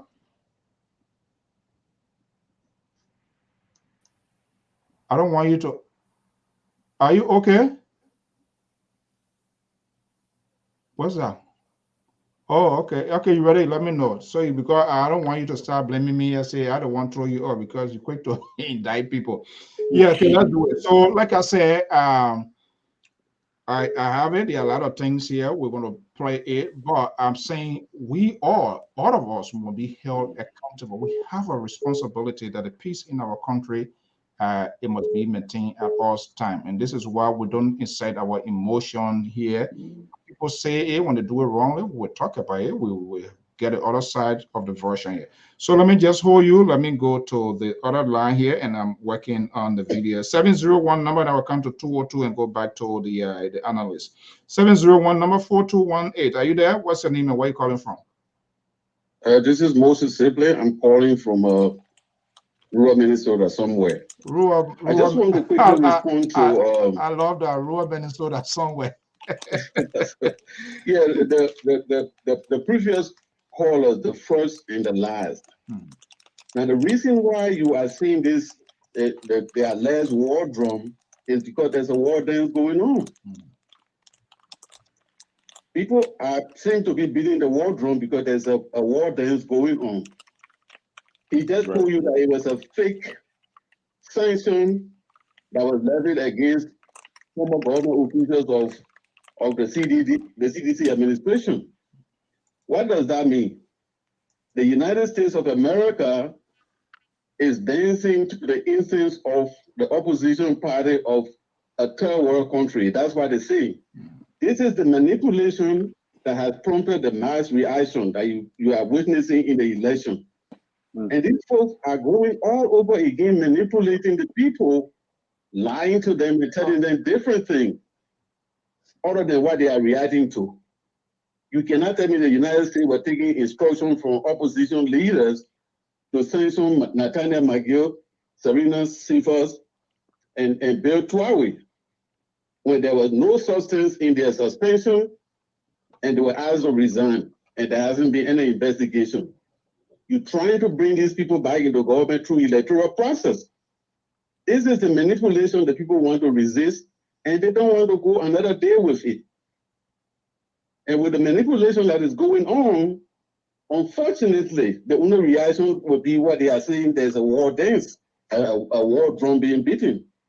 War drum is being beaten because there's a war dance going on. The people trying to trap the democratic process, and the only response from the people is definitely going to be some mass action. Unfortunately, we hope it doesn't go that way. Thank you. Thank you so much. And you heard me saying as well here, we say here, it doesn't matter which side it falls on. And that's what I was asking. Are you saying other government come say people did this, and without you as a sovereign nation to push down, and you allowed them to resign when you said there was going to be an investigation? So that was thrown out of the window. I don't intend to make that as a conversation, but thank you so much for that observation. This is why we don't leave no voices behind. Quickly, let me go to that. Thank you, and I will make way for other people to call. 202 number 0047. Are you there, caller? What's your name and where are you calling from? Yeah, Mr. So this is Kef Hassan.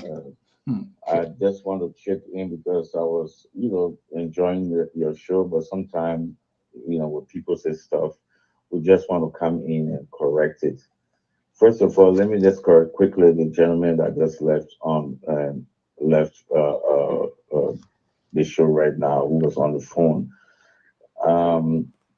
We did that. I asked that question when I was on several times to the United States government. If you do have evidence of McGill and other, please bring it. Up to now, and I can tell you 100% confirm there's nothing showed to this government that they have. Okay. The only thing, so I just want to just clear that. Okay, so yeah, before you clear that, Kev, here we don't roller skate here. So are you saying that the U.S. government did not present anything to the government of Liberia relative to the sanction? Is that what you're saying?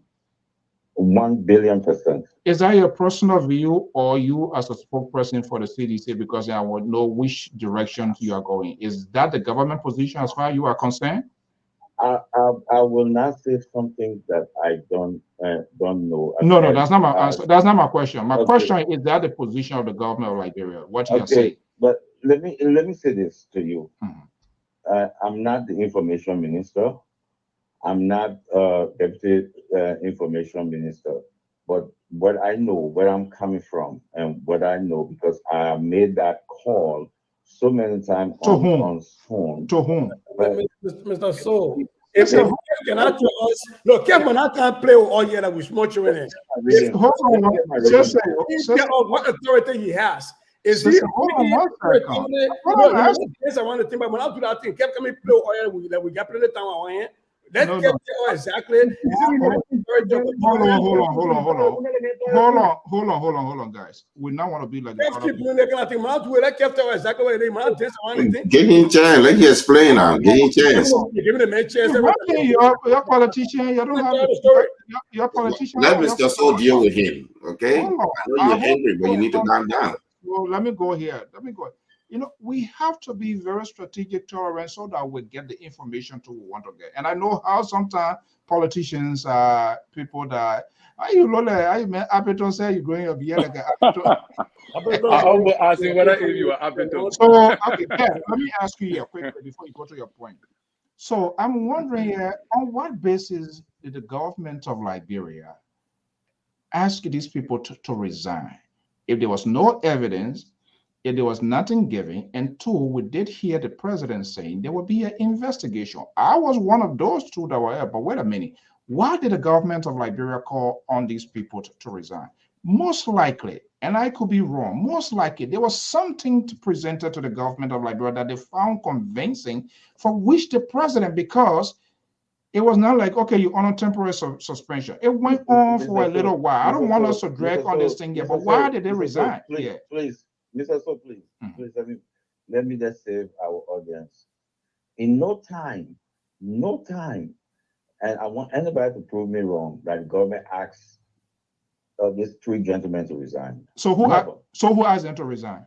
At their own volition? Nobody. At their own volition? No, Mr. So, I beg you, my brother. Let me just no way. Yeah, don't confuse me into here. I will tell you what. Let me finish. I will tell you. I will tell you. The government suspended them. Why? Well, it's so I have to learn now. The government suspended them, and they turned in their resignation.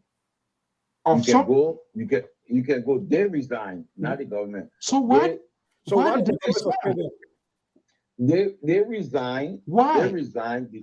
Let me explain to you now. They resigned because, according to their statement, they don't want to stand in the way of any other thing. As a matter of fact, in that resignation, that's what McGill wrote.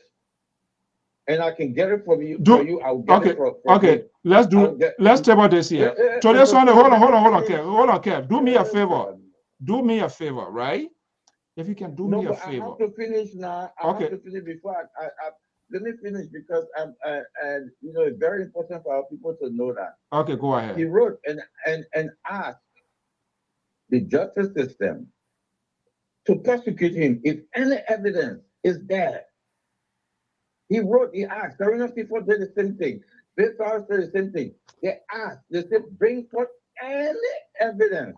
It's there. They wrote, it's there. But up to now, the justice ministry, nothing. Government, nothing. When I was on Spoon, I challenged the U.S. Embassy. I said, if you have anything against National McGill, you'll bring it up. So, okay, let make 2 weeks ago. Let make progress. Listen. I think at this point, kept monopolizing the conversation now. Because other people have not had the same time. For that, she said, Kev won't be analyst bringing on. We kind of discouraged on that. They asked for the evidence. You know what she said? She said the evidence is online. Okay, let's make progress here. And you know what's online? Kev, hold on. Is the charges. Kev. Or the accusation. Kev, let's make progress. Do me a favor. I don't like to be judgmental in my action in doing things here. You are, know you're a friend to Mange. If you can persuade him for me to have a one-on-one or for us to have a conversation yet, that would put to the whole thing to a rest. I don't want to say they didn't ask him, but let me have an opportunity to talk to him. Yeah, but Mr. So, I will tell you this. This is election that time. No. McGill will not be speaking on that, and I will tell you on that sanction issue. Okay. He will speak on basically the election because McGill is actively campaigning for the president, and that's what he will want to talk about. That would be distraction. You can't determine my question. When I ask him, when you say you don't want to speak there, at least I ask him. Okay, let's make progress. Let's talk about this is the monopolizing of the platform. Kev aside. Kev won't be panel. Let Kev count on. I'm just telling you this much time on the platform. That he will not speak on those issues. Now because his head is for us to win this election. Okay, that is primary goal. But I just want to get out of but mainly I call for this tribal thing going on. You see, in politics you do have your stronghold. We know the Southeast is our stronghold. We know Lofa is a stronghold for GMB. everybody, Prince Johnson get named by people get, so it's stronghold. But when Prince Johnson and the Unity Party injected tribal politics, they're all what they started to push into our politics and some of the stuff is the way they voted. But the last election, the first round in Lopa, Kevin, tell us the second round in Lopa, CMB had 90-something%. Nobody call it tribal. Nobody say tribal because that is stronghold. It's Prince Johnson and the Unity Party because they felt that people from the Southeast should vote against Georgia because they feel entitled, that they feel entitled. So everybody around the country should vote. So if you don't vote, okay, so so can I register my displeasure that we are allowing one person to have a monopoly on the show tonight? So the government. All right, so Kev, so yeah, why it is here. Everyone there, we have people on the screen, people on the line here. You want something as usual, we don't sanction voices. I can throw the link out to you, but let me just go back to the group on the, but if you want it, just let me know. I'm going to throw the link out to you. Let me go to Terry. Yes, sir. Let me just bring you. You can, you know what, you can do that. Maybe I'll do that for the 5 minutes because I was doing some work. Okay, that's fine. Yeah, whatever 5 minutes remains, say you come on that. I will send it. They drive by shooting Kev and the air and the CDC lab. Get away from down their platform. Kev long time. They come here panelists. Okay, thank you so much. Hey guys, we gotta cool the temperature. All right, this is not. Y'all want to manage? Mr. So, listen. Hold on. You bias the. When other people call how to call it Bob Hermes and other people call you get in 2 minutes. You can get Kev and stand 10 minutes. No. It's not a matter of giving 10 minutes. When he says something, I have the right. The point that was I needed proportionality of time. It's like so no. To get elevated, you give people proportional time. No, it doesn't work that way. When you say something and it needs clarity, I will put you. The main assess thing at clarity too. Even the men from Minnesota didn't have a lot of clarity too. So Chaos won't be analyst income on. You cannot give him more time proportional to other people in, then you buy the platform. No, what I'm saying, Kev says something that I wanted to get an answer for him. That has to do with Magay, the other person was saying. When the guy said, I said, are you saying this man resigned? He just resigned without the government investigating? Then we need to know. So when you say that, it's about proportionality. It's not I have my way of doing it. When you say something, I can hold you responsible. So you're not going to bend my hair on that. Let me go to Terry. I mean, he says something that I think I should hold him accountable so I will have a definitive answer. Terry, let me just go here. There seems to be begging for instead of an answer. What's that? Instead of looking for an answer, you're asking for McGill to come on the platform. How is that an answer? I asked him questions. He didn't answer. So I said, can you? He has a contact. So that's something. I'm making a request. I put him in the spotlight. I say, I want to talk to him. I don't want to be judgmental, but let's not get distracted. Politicians, you're so impatient with this thing. This is why the country is going the way it's going, because everybody wants quick fix, and it doesn't work like that. You're going to be dealing with people of different way of looking at things. So we've got to be a little bit tolerant. And I know the election is still way ahead. Terrorists, there seems to be like we are misguided, a lot of misinformation, which also get us to be distracted with a lot of things ongoing right now. But it is important that we keep focused. All of us, commentators, even all of us that are participating in this process, we must all be held accountable for what we say, even if that one person or two persons listening to it. And that's what we intend to do here. At this present, we are at a crossroad where the country or the electorate should be able to make an informed decision. But that conversation is not being kept. All of these people, and that's why I'm not too much friendly with politicians, including the commentators, because people have made ridiculous comments and they are yet to come out to say, hey, this is what I said in the past. And I'm going to be playing some of them here. This is what I said in the past. My judgment was wrong then and it is wrong now. But yes, this is the way forward. That has not happened. Why are you guys behaving the way you're behaving?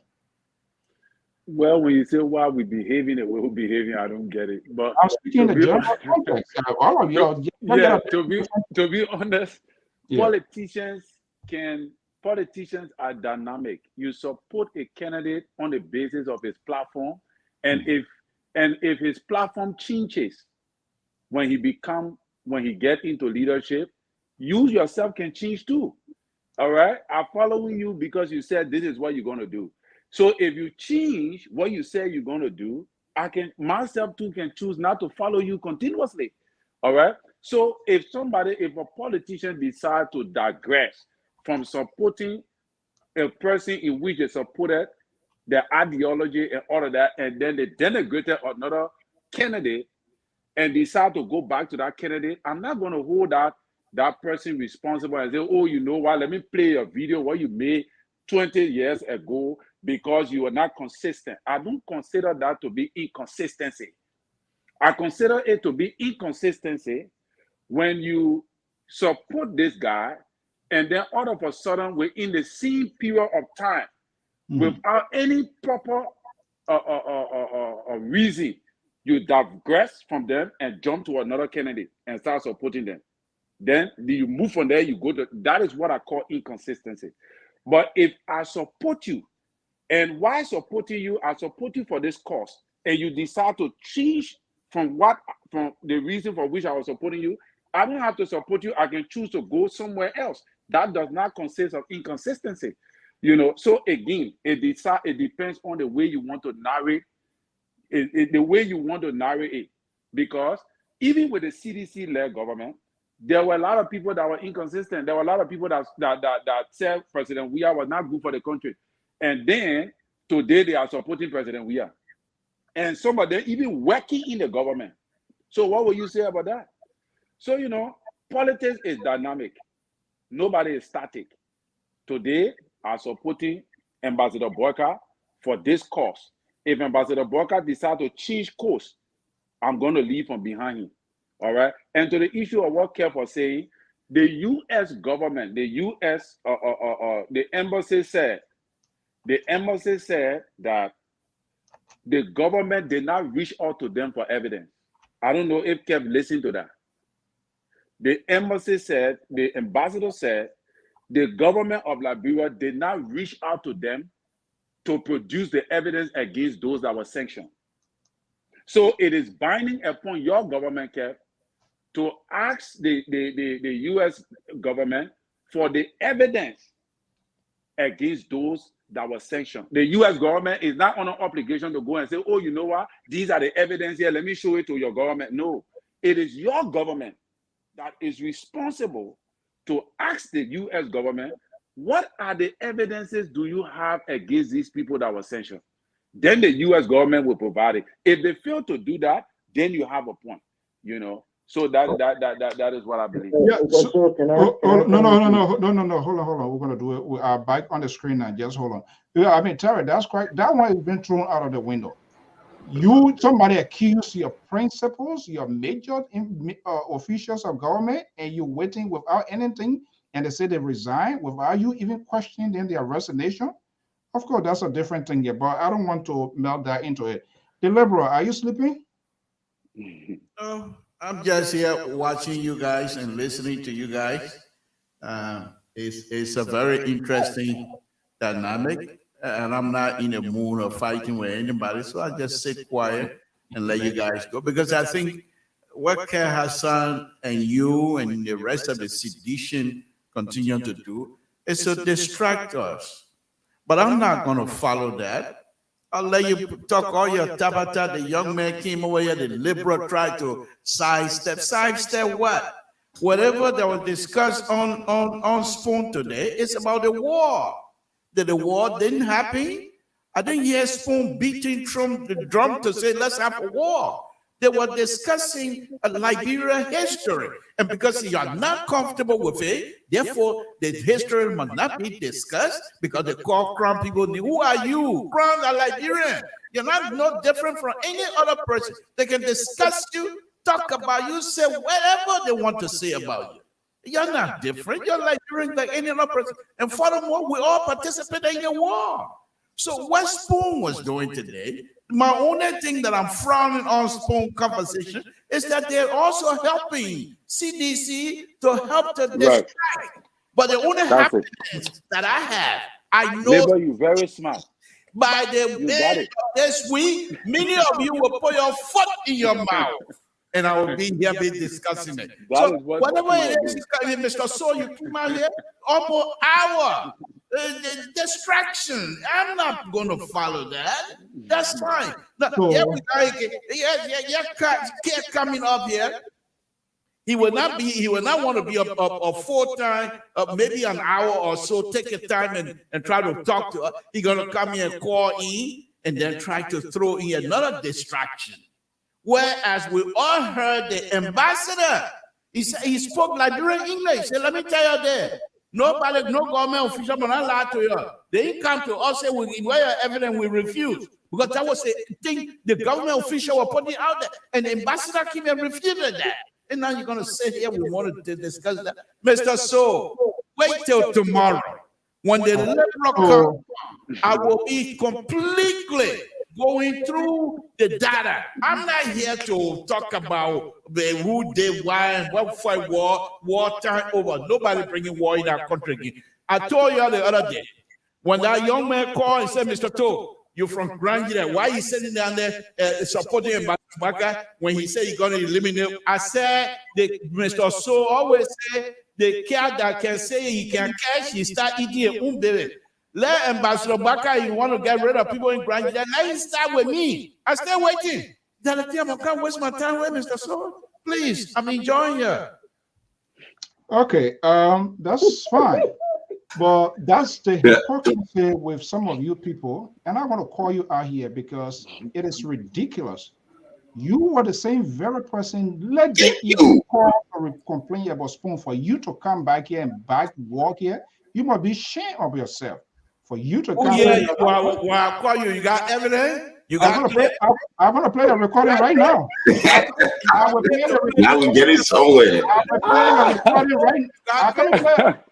I'm going to play the recording right now. I'm going to get these people off. If you got clip. That liquor talk.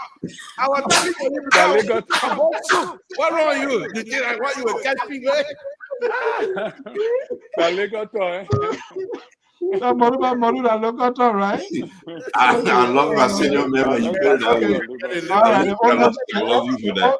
If you didn't send me cash, also that liquor talk, it will not be played. Okay, let me come down to Sissy. Look, I will be coming to you, Arthur. Let me come down to Sissy, and I will come back on the line here. It's yeah, let's just say breathe a little bit. History just coming out. Let you breathe a little bit. Let you come in. History, I agree. History is all about the past and the present, and there's no way that we can undo the work of history. But at times, okay, the man you're calling for, the man is here now. Let me bring him in. So your idea of always, and that's not, I don't want to be distracted.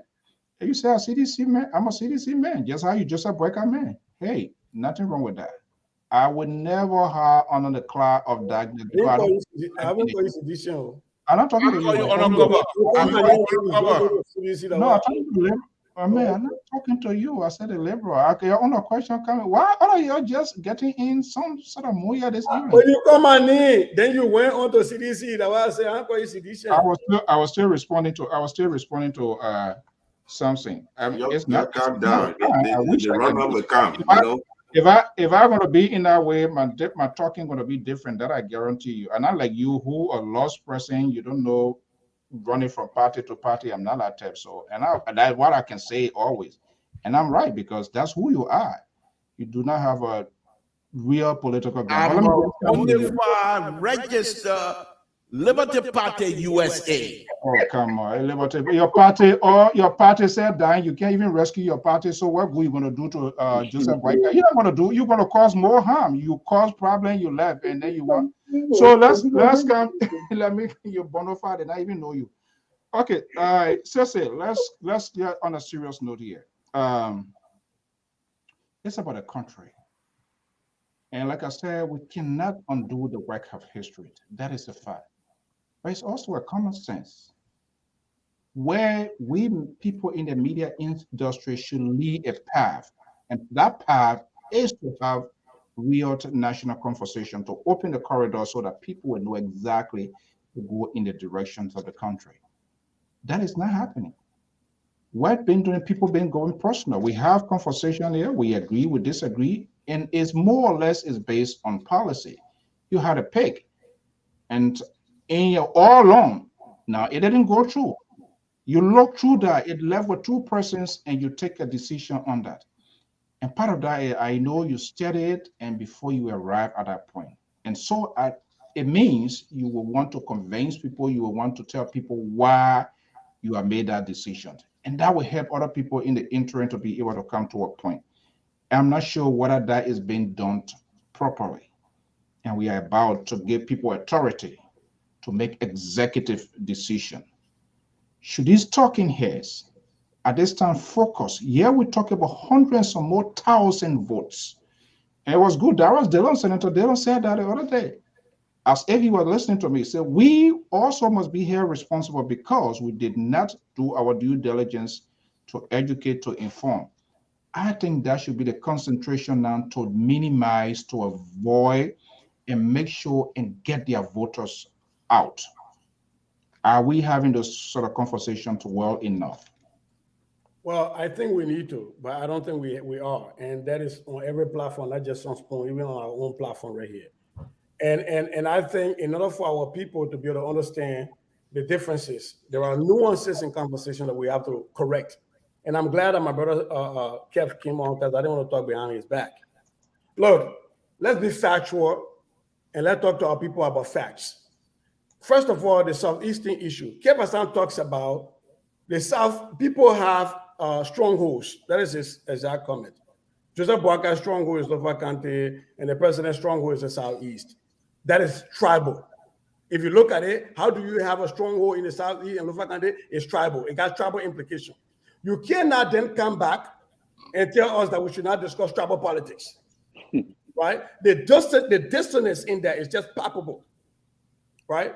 The second piece, look, man, Kev Hassan, let's start doing it into our people that are baking you. I respect you as a brother. The U.S. embassy does not respond to you as an individual asking for a report.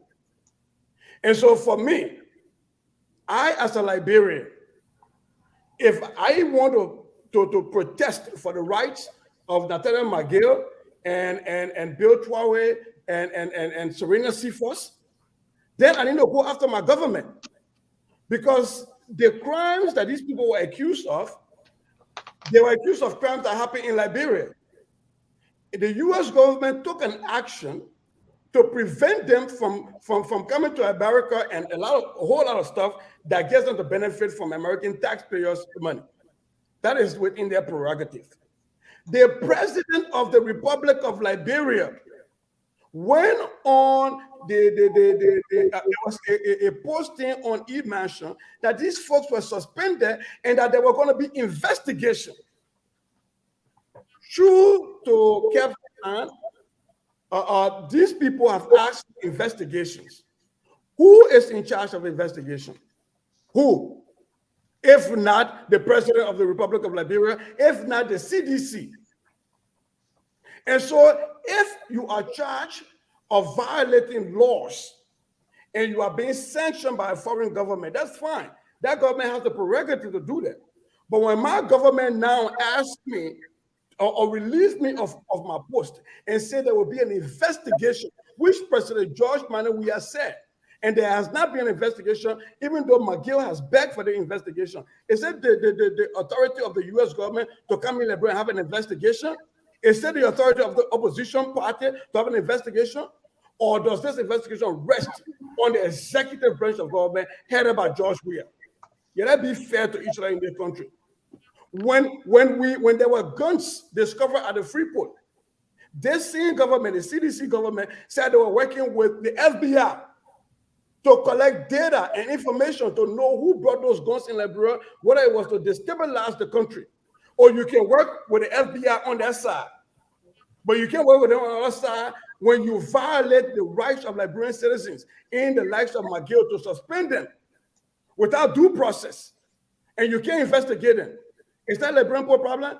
Is that a problem of the opposition, or is that the dereliction of duty on behalf of the ruling establishment? So let's be fair to each other here. You can come, you can say, oh, you think Kev Astan, you know it, I know it. No government responds to you. No government.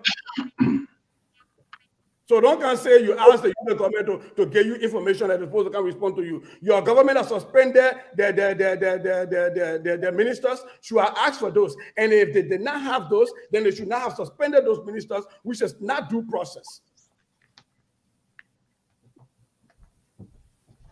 Okay. Oh, man. All right. This is LPR. So, before I go there, which is not a due process. If something is not a due process, then it means rights has been violated here, correct? Absolutely. Because you suspended the people and you didn't investigate.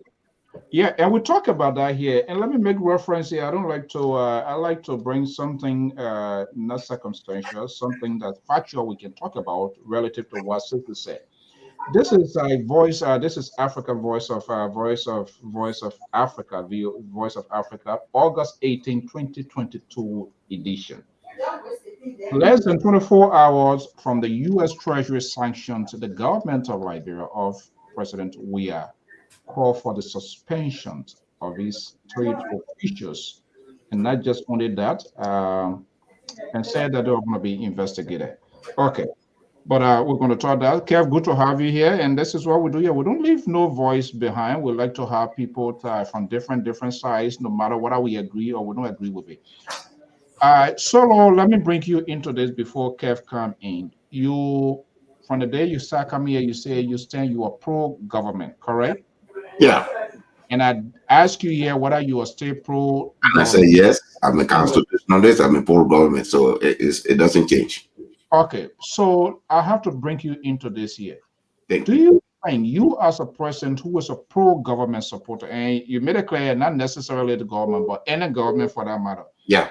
Do you think if you are the chief executive and the sanction is being slammed on your official, in quoting what this VOA is saying here, in less than 24 hours, you as a chief executive, you will go ahead to suspend these people without any formal communication from the Secretary of State, from the State Department, as a friendly government, as a constitutional government.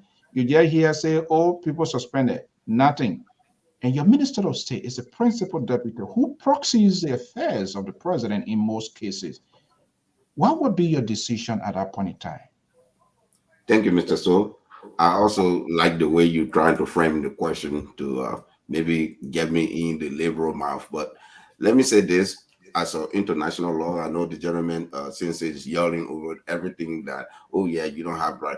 The act that created the sanction itself. Did any of you look at that act that created it? Those gentlemen, I've read it with my students. Yes. Let me finish, and you respond to me. You ask a question, I can answer. Okay. The very act said that even today, McGill got his senator seat. He can still challenge it. He can go and challenge the State Department in doing it. There's two things here that we have to understand. One, the U.S. Government, like you put it, since it, have absolutely every right to censure anybody. It doesn't make the person criminal. That's a good thing, because your sanction is not a criminal charge. It's just telling you that, oh, you're not invited in my house. That's it. It's simple as that. But my other people on the other side, they think that if someone is censured, I have this conversation with one of my young brother, Anthony Gay, when they sanctioned Mr. Senator Sherman. They all were jumping up and down. They don't have anything to do, or maybe they are jealous of him. They are against me. So Mr. Sherman is an older man. He saved his money. He don't waste his money, so he got more money. So what?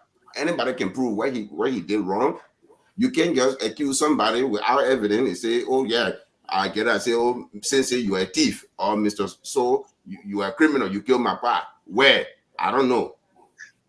Then what the idea, we're talking about distraction here. The whole thing, it comes up from the gentleman I called for a comment that they brought fake sanction.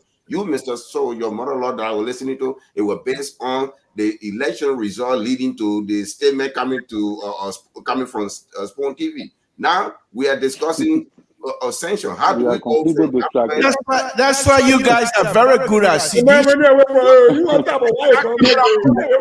wait, no, listen, Because you got nothing to offer. Your CD Hold on. Something to it. Hello. Something.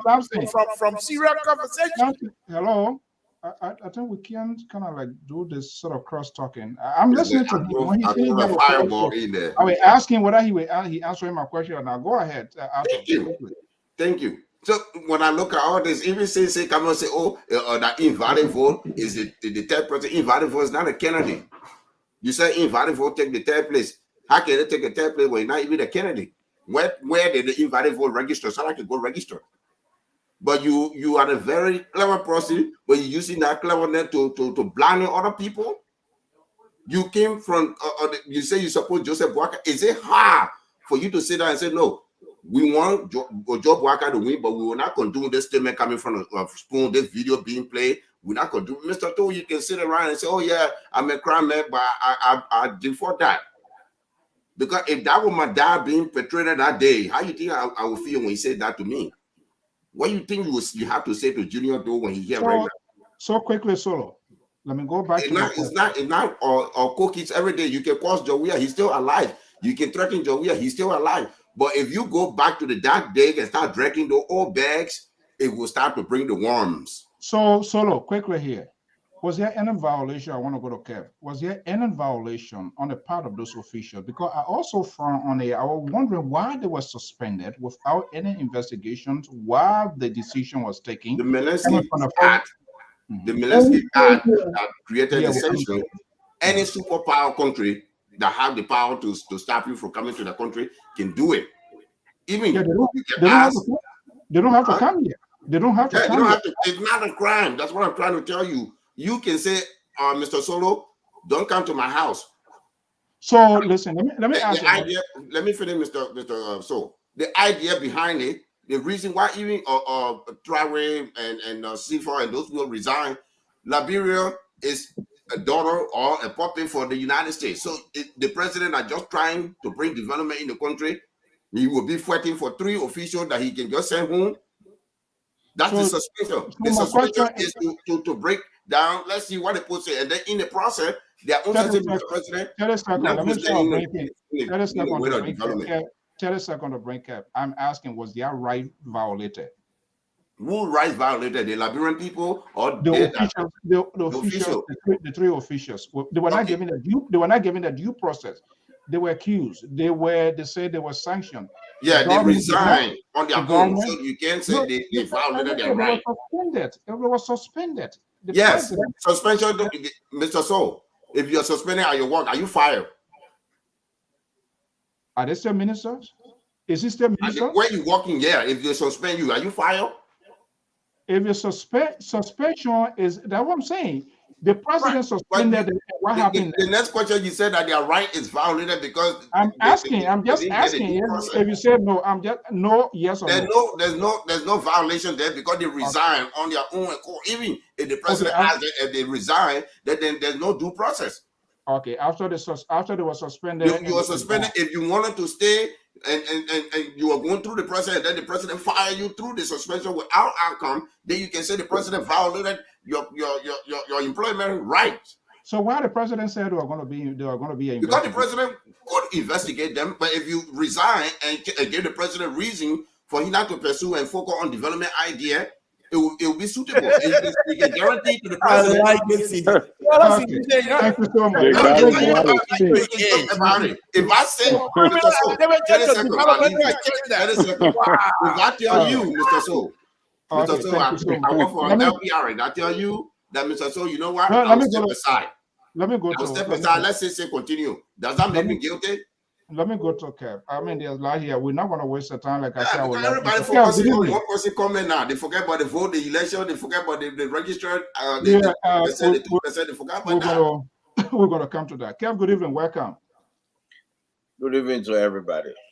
Yeah, good to always have you here. I mean, this is what's what up? the network stands for. We always bring in diversity, whether we agree or disagree. It's all about it's all about liberal. We want to find the best. Yeah. So if you want to speak to it, that's fine. But we are looking at the runoff and what we should be considering for the peaceful process to be here, where Liberian will be in drove to turn out to be able to make decisions. Some of us not going to be there to be voting, but the decisions does have an impact on us for the next 6 years or so, like in the case of the representatives and that of the senator. What is the new game plan here you want to share with us? Is there any specific thing you want to speak to? Oh, well, we were talking on this sanction issue that because I think a lot of people, there's a noise coming back. Yeah, go ahead. Mute. Go ahead. They'll come back to this. Okay, let me just do that. Go ahead quickly. No, come back to the last in order to minimize it. Yeah, a lot of people. The one thing I learned in my getting close into politics, my proximity into government and all the other things. People love to talk about stuff based on what they feel. Based on what they feel. For example, even this country that we live in here, at your workplace, any accusation, you will be suspended pending investigation. They do that here. We all know that. We all know that. That's a standard procedure in this country. Mala, you on the line? Why are you calling back again? Yeah, go ahead. Yeah, go ahead. Yeah. You're online. Hold on, I will come to your line. Yeah, go ahead quickly. You understand? That's the way it is. Mala, hold on. So I'm going to be coming to the phone line after Kev. Before I come to the phone line, guys. So hold on. Yeah, go ahead. So we all know that. So if the government suspend the three former officials of government, it's just a standard pending investigation. But before you investigate, you need something. You can't just go to court and say, "Oh, okay, let us go to court and try." But you need something. You need something. First of all, the American explained this whole situation to Liberia. The ambassador, last statement, the former ambassador before he left, he said, "We have information from your people. The sanction is to protect itself." Is that black and white? I show Mr. Goya read it. Is that? Now they say the sanction protecting the sanction. He said the sanction there to protect itself. The sanction is there to protect the sanction. No, I will find it to you. I will circle it. Honestly, where is sanction there to protect the sanction? The ambassador said it is written there because you know why I remember, because we had a discussion on Spoon and I talk about that. So it's sticking in my head. So I talk about that. We point that out. Itself. That's what it said. And everything they listed, this acting ambassador 2 weeks ago on Prime FM, she said everything online. They actually evidence everything online. Check online. The only thing you see is the accusation. Are we that that kind of country because America says something? All of a sudden, we should take Mr. Tu and lock him up? No. Bring something. The burden of proof rests upon who? Who? Can somebody answer who? The Liberian government has suspended them. No, they accused them. They accused them. American government for power. No, the American government did not accuse them. No, America they took the action. Your government suspended them. So No. Based on the action you took. Yeah, but they didn't go into your country and suspend them. So if the police officer arresting you. Those are two different things. No, America is not a police officer. Solo. If the police officer comes over. Guys, listen. You are the accuser. Listen, a foreign government accuse senior officials of your government. Right. Say this is what they have done, blah, blah, blah. So I don't want to use a war here. But who the accuser? If you are manager in an institution, and then you have two of your staff, allegedly something happens and they were the two staff in the place, what would be your first course of action? Suspend them, pour them in, right? But I'm not the one accusing them. You see, the accused is the United States government. So what was it? Okay, when you after suspension, what next? Because that's the point I was trying to make first. When you called me, you have to investigate. You have to investigate what's going on. Why is it that you tell them what the body of proof? Who will do the investigation? Let me give you. Okay, who accusing who? Beautiful question, Mr. So. Let me say something. The investigation could be done by the Liberal government at their own expense. Have they done that investigation? I'm not a spokesman for Let me say something. I can't say it. I don't have that information. For real. But if I say I'll be lying to you. So, let me make it easy for them. Mr. So. Should they do that investigation? Should they do that investigation? Do they do an investigation? Should they do the investigation, you believe? You mean the government can do the investigation now? They got it. I'm asking. I say, should the government? Do you think the government should do the investigation? Of course. I tell you, no. But of course, the Milesky Act do not limit. It can be 200 years later. You can still do the investigation. Oh, 200 years later. You know, it can be today. It can be tomorrow. It can be anytime.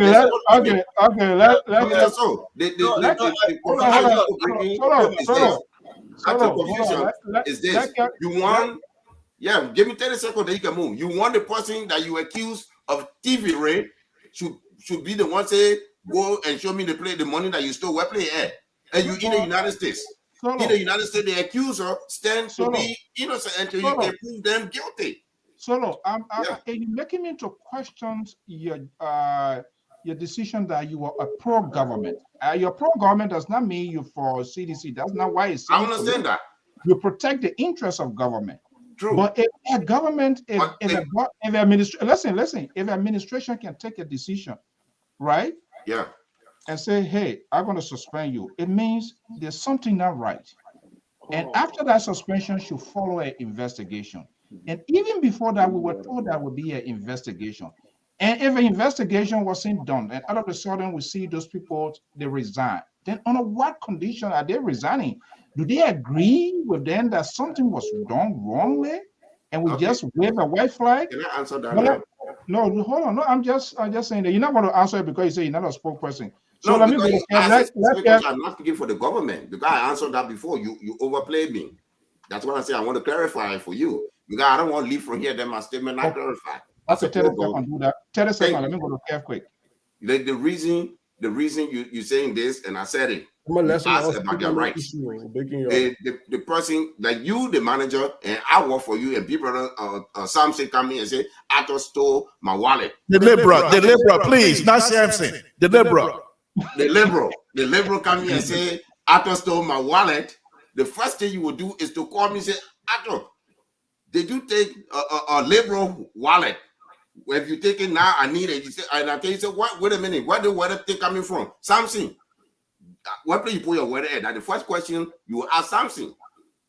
I'm not saying that everything is gloomy or doomy, but the burden of proof lies in Samson's hand to show that, oh yeah, the water was taken. All right, Kev.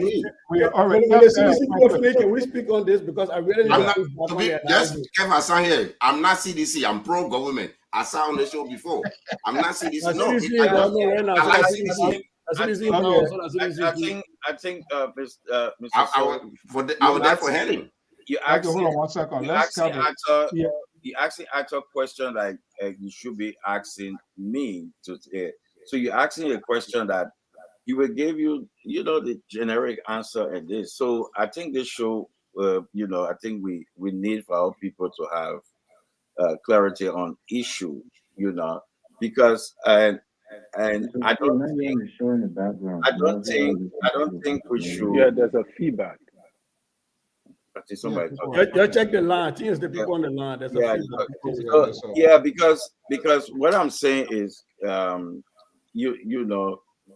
if you accuse somebody that we know, that you need to come up with the evidence to show this is what this is. We have this on you. Then you will take that into your courtroom, but you don't have it. So it's upon the government who accused another country official. That's what it is. That's what it is. So, for example, an American they accused country before. Some of them they show proof, and some of them no. So I think I'm saying to you, for what I know, what I'm stating here, what I know, that there is nothing to show. For example, they're saying one of the charges, right? They're saying McGill is bribing businesses. I don't know how that play. I want you to go online, take it out. I can't give it to you. Okay, Kev, let's do this. Hold on 1 second. Let me conclude the line so we'll wrap up. Hold on. Can I make a correction to because I came purposely for hold on 1 second. Kev, you're gonna make your point. Let me conclude those folks on the line, and then I'll come back to the live view here. Let's go to Elvis.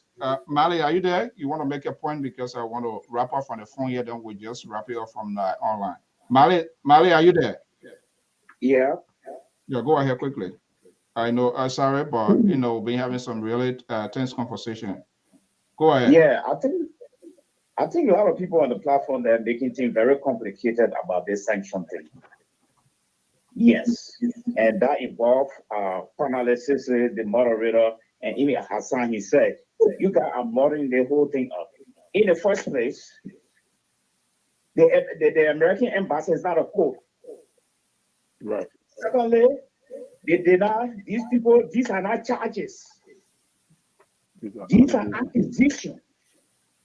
One is staying innocent until proven guilty before a court of competent jurisdiction. That one fact. The second fact, the argument why Georgia did not do this. Georgia had the discretion to decide to turn them over, either to turn them over to the justice ministry, that will send them over to a court, and the court will find them guilty. Or he can choose to say, no, you got a fire. Or he can choose to say, you got send over your resignation. I don't know what the big deal is all about. So the problem is that they were never charged. They were accused. Thank you. Okay. That's what we do here. We always have this diverse view. Go ahead quickly. Yeah, thank you. And I just want to buttress what Mr. Malajun just said. The reality is there was elements within this government that was sanctioned, not the entire government. Some of us who were in Liberia at the time remember the entire government was under sanction. The Republic of Liberia government was under sanction. That's not the case for President Weah. But it wasn't only just those elements within his government. There was people who were in the first branch of government, Prince Johnson, Bonnie Turner, and they were sanctioned too for corruption. Prince Johnson now is buddy with Mr. Integrity himself, Joseph Whitehead, who the Unity Party were talking about. Yes, he should be sanctioned. A lot of us said they need to take him to the World Crimes Court, but today he's the devil that they're dancing with.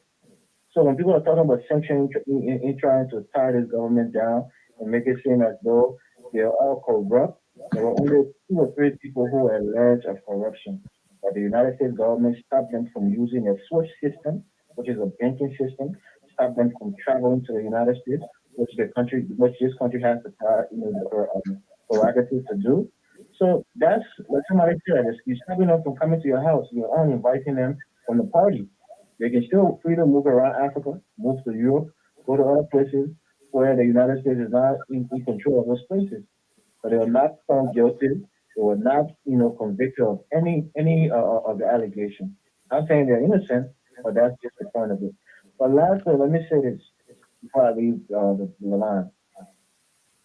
These shows and these platforms who have turned themselves into one party, platform, like the Spoon TV, which today the CEO was trying to backtrack a little bit, thinking that it's not a Unity Party platform. When just yesterday he was saying that anybody who is against Joseph Boyka is against him. But today he's saying it's not a one-party station. Gibson Jeru can go for anybody, and they should respect his opinion. But look, these guys are shameless. Even on a platform that I frequent, in Nigeria, there are people there who will try to browbeat you, try to butter you up and say, "Oh, you're a young man. You can't be supporting the CDC. You're smarter than that." Trying to use, the intellect to make you feel as if to say you must be stupid for supporting this president. We're not stupid. I love George Weah before he even became a politician. A lot of people in the Southeast, knowing that he came from that impoverished region and what he did on the global stage, they have an innate love for him prior to his political birth. So when people come on these platforms and try to browbeat us and emotionally beat us down for supporting this person, we're not going to fall for it. We have too much emotional intelligence to understand what they're trying to do. The reality is, when it comes to Boyka and George Weah, we'll pick George Weah every day over Joseph Boyka. We know his history. We know that he hasn't done anything for the people of Runoff. And we know that he can't compete when it comes to the record of George Weah. George Weah built homes in the How many minutes is he gonna have? He built places for people to live who were impoverished. He built parks, something that we barely ever had in our country. He's doing his best with the roads. Okay. He's had a lot of faults. He hasn't done a lot of things that we wish he would. But he's made more strides and he had more tangible development than Joseph Boyka ever had. All right. Thank you so much. Let me go. Southeast. He can't travel to the Southeast right now. You are interrupting the show. Problem, Yeah, problem. Yeah, you talk for 500. Mr. So, there were two analogies laid here by the CDC supporter and the CDC. Let me finish with Esther. Let me finish with Esther. Esther, go ahead. It's the last point. Yes, let me make my last point. So I would like to respond to Stacey when he come out to say that the travel thing started with the CDC people. I don't know.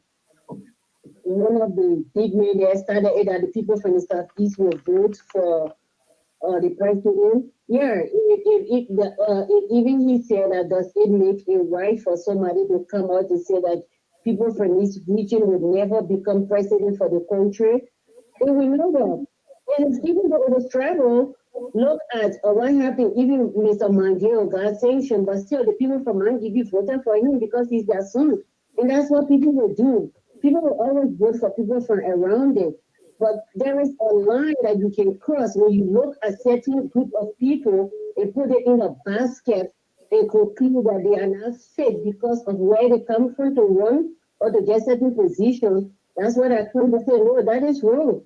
And even if the CDC government did it, so that does it make it right for other people to start doing it now? And I will respond to Terry when he said that if somebody have a vision, like maybe the CDC had a vision, and then later on it went against it, and somebody was with there, and the person had to move. I agree to that. If I'm with this platform and I see that the platform is going against my value or what I believe in, I can move. But I will not stay with the platform, support them, support the government, see all the wrong things that were happening in the government. Things are going very wrong. And then after you got fired, and then you come back to tell us that the government is not good. And you telling us that we suffer. You telling us that this is wrong. But you were there, you supported them, you preached for them, or even we came up to say this is wrong. You stood for the government. And when you get fired, you come and tell us, no. I don't think that is right. You can't come and tell us now. So people are only doing it because of what they will get from the next government. It is clear. We can see it. That's what the love of Liberia.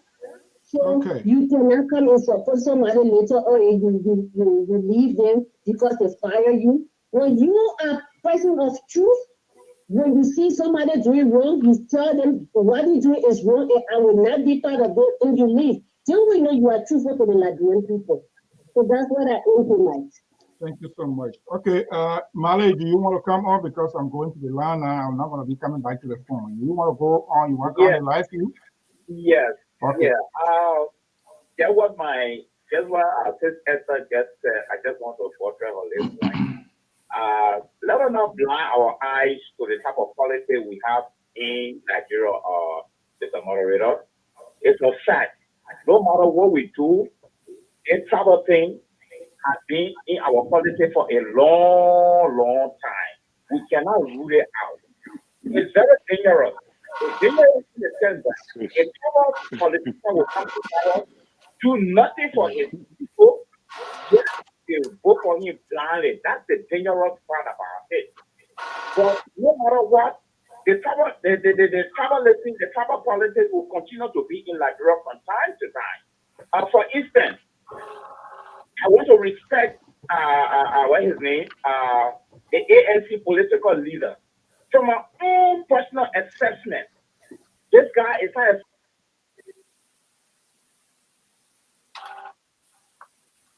Okay. Yeah, I think he understood our analysis of talking It takes a long way. Play to say that, man. Okay, what? Thank you. Thank you so much. Take over from Liver. That's not a point to overthrow. Thank you so much. Okay, Mr. Goa, you want overthrow now? Yeah, liberal that their way, that they will get real quick, right? Go ahead, sister. Yeah. So this whole analogy about a manager, and my brother brought Solo talking about somebody accuse you and you check to see the story thing. It is an oversimplification of the issue that's happening with the sanction. There are two things happening here, and I know my brother Kev has not understood that, and that's why he tried to walk away from the explanation Solo gave. There is the accusation of the U.S. government, and there is the action of the Liberian government. Two different jurisdictions.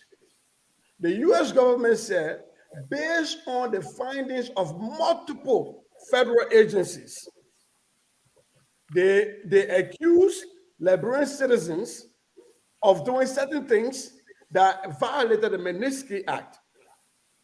And so because of that, you will not come to our country, you will not use SWIFT, you will not use this. That was their accusation and their judgment and their punishment, period. Now, if it was just left with that, this is a whole different conversation to be had. The president of the Republic of Liberia, as the chief law enforcement officer, suspended these officials and told us that there will be investigations. Sure. And this official begged their own government that they brought to power for investigations. And those investigations would never happen. And you want to sit here and tell us that the burden rests on the U.S. government? U.S. government has already accused it. They've taken their actions. They're done. The Liberian government that did not see any evidence. Why did you suspend these people? Why did you tell us there will be investigation when there's no investigation? What evidence did you have at minimum that informed your decision to suspend? We might not do that to the Liberian people. We can't kind of talk about, oh, your manager suspect. That is an oversimplification of what's happening. These are two governments, two different things happening, and two different actions. Your government decided to take an action in Liberia. These are Liberian citizens. Was there due process? What is the status of that investigation? Nothing. So we got to stop doing that. And look, to my sister who called and disagreed with me saying that this thing started with Eugene Nangbe. In Liberia, what happens is somebody say one thing and somebody put wing on it. You start with a dog before you do the dog flying. In nowhere did I say that people should talk about that certain people should not have access to power. I've never even talked about that on this show. What I said was the issue of people voting along tribal lines, the tribalizing of electoral of the elections started with when Len Eugene Nangwe and the deputy minister said that the Southeast will vote for the child. And even my own brother, who is trying to push back on me, is even accepting Mali Jones that liberal politics are being tribal. So what is he pushing back on? So I have never come here to say that people from the Southeast should not be allowed to run, or that people from the West should not be allowed to run. I've never said that. And so in these spaces, people sometimes they listen to when they want to listen. They will take a wing and put it on the pig and let it fly. And I think that's what my sister tried to do with my analysis tonight. You never condemned it. I don't have to condemn it because I didn't talk about it. Well, this is a project that you supported. It's not an issue. No, my brother, here's the point. I don't have to condemn it because I didn't talk about it, because I thought it was below the pill. So certain things sometimes intellectually, when people don't talk about things, it means it's below the pill. Well, but this is the political arena. Okay, all right. Arena, you cannot inform what is above the pill for me to discuss. No, I'm not. I'm just saying. So I've decided intellectually I will not go down to the pigs, so I will rise up above that. So you can drag me back to the pigs. I refuse to go down there. All right, let me go to Terry, and from there I'm going to play a few tips here. The reason I don't trust and believe all of you, including this guy who was putting it. I'm not talking to that. You don't have to talk. When I read, I will call you. You talk. So just sit down there. Oh, you're not talking. You're part of the show. If you we'll call on you when we need you. Terry Collins, let me bring you in. Yeah, you know, I know that there is a lot of clash tonight. Yeah, for a good reason. Jerry, can you yield maybe 1 or 2 minutes of your time? Something talk. Something talk. That has nothing to do with you now. You're running your show. You already give the man something. Something talk. The man. I am something talk. You are disrupting the show, please. Of your time, please. Something, you will have your time. You are disrupting the show. Terry, you can't do that. This is not a court. This is not This is not a court to file an appeal. Terry doesn't have authority to say, oh, when Terry wants to waive his birth right, that's fine. It goes to different. I gave my remaining 2 minutes to the liberal. My remaining 2 minutes I go to the liberal. Well, I will determine which way it goes. So don't worry. Okay, all right, go ahead. You're running your show. Go ahead. Okay, you can't. Okay. Terry, yeah, so after Terry Liberal, I come to you. Yeah, so the clash is on, but my thing concerning the previous discussion that we were supposed to have and that have been totally distracted and diverted is that I think the spoon talk is trying to go back home, and I think the Labour made mention of that. You know, the guy is returning home. All right, and if you look at his body language from yesterday to today, you will understand that the guy is returning home. The discussion back to the CDC. All right. Okay, make it clear. Yeah. So yeah, that's what I mean. Back to the CDC. So in my opinion, because the discussion he tried to present, the narrative he's trying to shift, I don't understand it.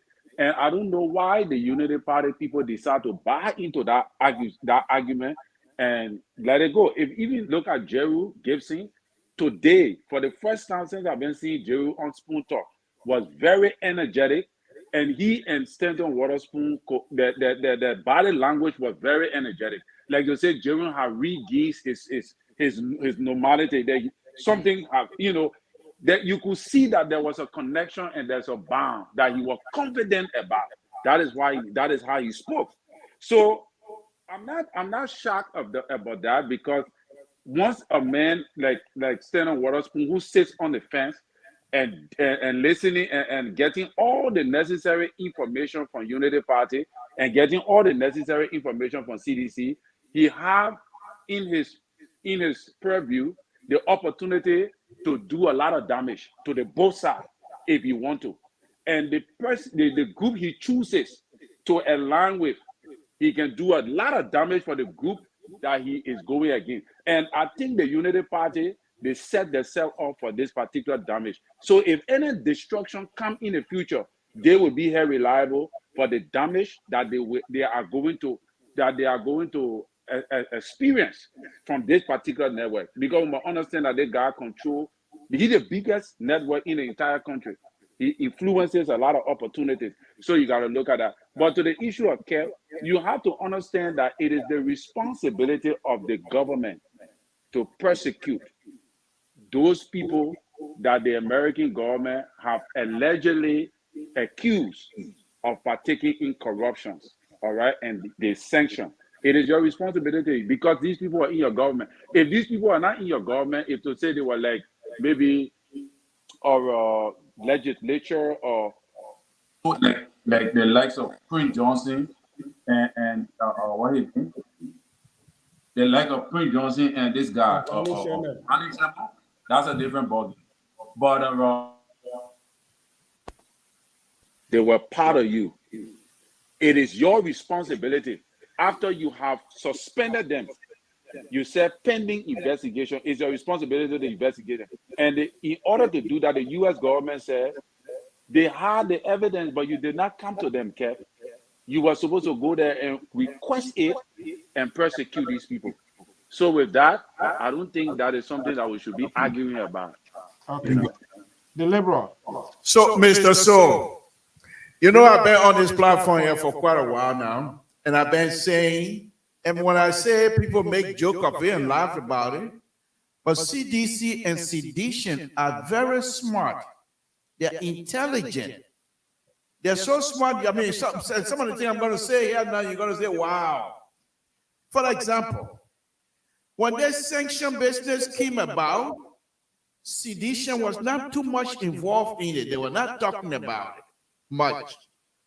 Not only that, most of the things that you will see CDC bring up in this runoff right now will be something that we have talked about in the past. But they understand Liberia and they understand Liberians' way of engagement. They will bring up something that used to evoke some sort of a high emotion back then. Now is the time they want to discuss it. Why? For me, from my perspective, you're talking about Runoff. Ken Hassan been on this show now for more than 30 minutes. He has not come out to enumerate some of the good things that this government has done, knowing full well within the next 2 weeks there will be an election. However, Ken Hassan decided to go after somebody that made reference to a sanctioned person who has already won an election. But now that has become the discussion. Why? CDC have nothing to show for the last 6 years. They cannot stand to back what they have done. They cannot stand to tell the Liberian people what exactly they have done. What do they want to do now? Is to distract. And Unity Party and the opposition they must understand that we don't need to engage them in that type of behavior. If they bring it up, we let them go. We talk about, for example, Spoon TV has been known all over for the last 2-3 months as being someone that supports Ambassador Baka.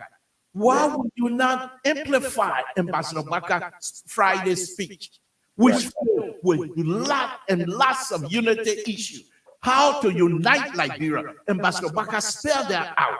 Why would they not talk about it? Instead, they brought in Milton Bly, who has issue with fellow Grandian. That's not the discussion.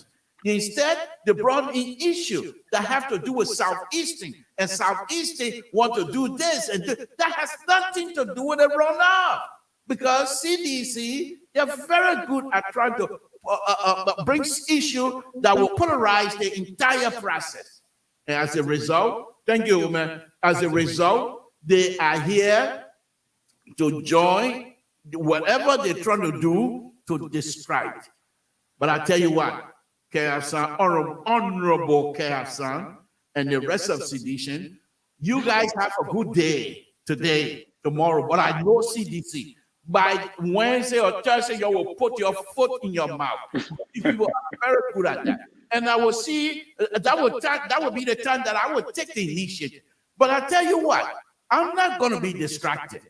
And the reason why I'm talking so much on this thing here, because I'm on, you know whose show tonight, But on the liberal show, I'm not going to let you distract me with these kinds of fly-by-night ideas that you people don't have to talk about good things that you have done. Man, just call. The guy was calling from talking about Southeast, how good the president have done. Right now, it's raining in Liberia. He can't cross Nima County Bridge. He can't cross that bridge to go to the Southeast. President couldn't go to Southeast driving. He got to fly. What is this? 6 years. And this is what I'm going to waste my time on. Mr. So, Honorable Kia-san, Terry, and my brother, I'm sorry that I missed your name here, but let's do this. I will say good night to all of you. It's been a wonderful, wonderful, wonderful show. As usual, Mr. So is here. But I'm here as a counterweight to all of you guys, sedition idea, come here to spill these kinds of, whatever it is you call it, travelation and what have you, on LPR. That's not going to fly. Thank you very much. No, stay. Don't go. Don't make statement. Just walk away. That's doing something. Okay, Can make a statement, and I will have Esther respond, and I'll have a few tables will play. So it's just how you're dishonest. We're going to expose all of you one by one. Don't go. If you go, it means we're going to convict you in your absence. Kev, make a statement. Whatever tape you got from me, that liquor talk. I already told you that already. So get you. Go ahead, Kev. Go ahead quickly. Then I'll go to Esther. No, that's not your tape. I'm not going to play anything. There's a lot. There's a lot there that we explain. The progress of this government is there. You know, we can say over and over.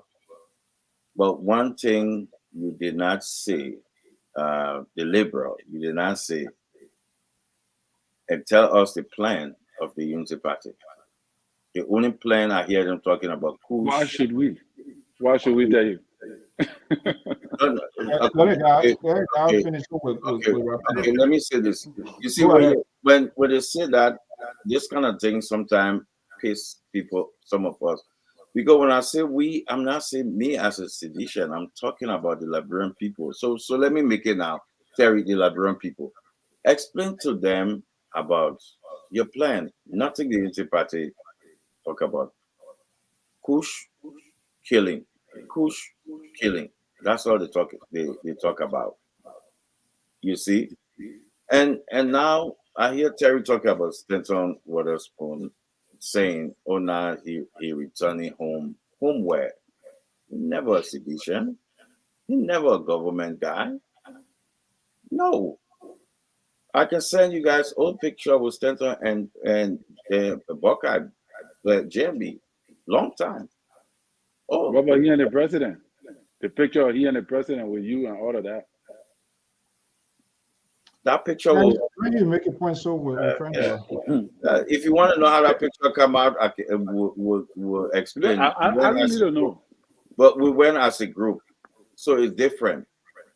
But I'm talking about personal pictures, and then so he's not. It's just because what you saw on the show today, or you're saying, you say, oh, because the minds of the Unity Party, if you're not supporting the Unity Party, you are anti-Liberia. That's the mentality. So if you don't support them, you're the evil guy, you're the wicked guy. They want to take you out. You're not Liberian. You know, they always say, oh, JMB there for the Liberian people, hear the voice. So the thousands of people that support the president, they are not Liberian. That mentality of entitlement from the Unity Party and that high level of arrogancy within them, so you cannot speak. So when they saw Jerome Gibson today speaking, it hurt them. Yeah, Terry, he said his energy, he's this. So nobody should get energy on Spoon because they know they feel that Spoon is for them. Spoon is for them. That idea, you cannot be in the middle. So the idea was Spoon. Nobody can tell me, and I will ask the liberal here. Tell me any signature achievement of the man you supported. Okay. I've been asking this question for more than 2-3 years now. Nobody can come up and tell me, Terry, yes, you're clear today. Name me one, not two, one signature achievement, all his 40-something years that benefit the people of Liberia. Okay, hold on. Somebody want to tell you. And after government. Somebody want to tell you right now. We are about to go. Esther, are you there?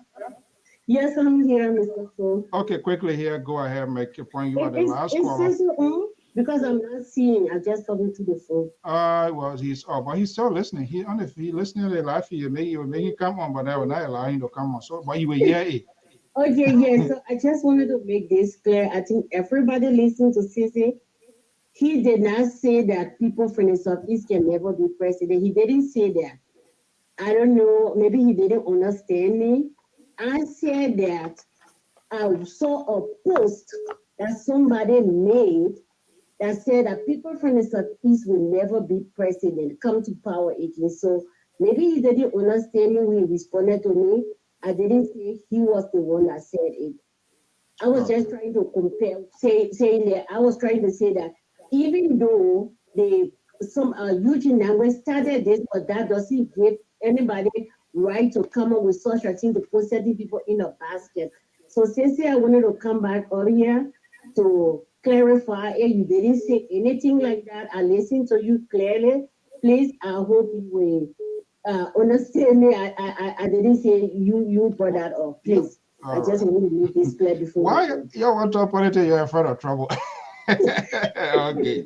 No, but folks, we're not. Didn't say that. Yeah. Okay, thank you so much. Thank you so much, Esther. Okay, so guys, let me just play these few things here, and some of us apprehensions of it. We're not taking no call again. Just I'm sorry, we already offered it night. Let me just put it on something here. Hopefully, all of these people, it's so sad, very, very sad. So let me see here.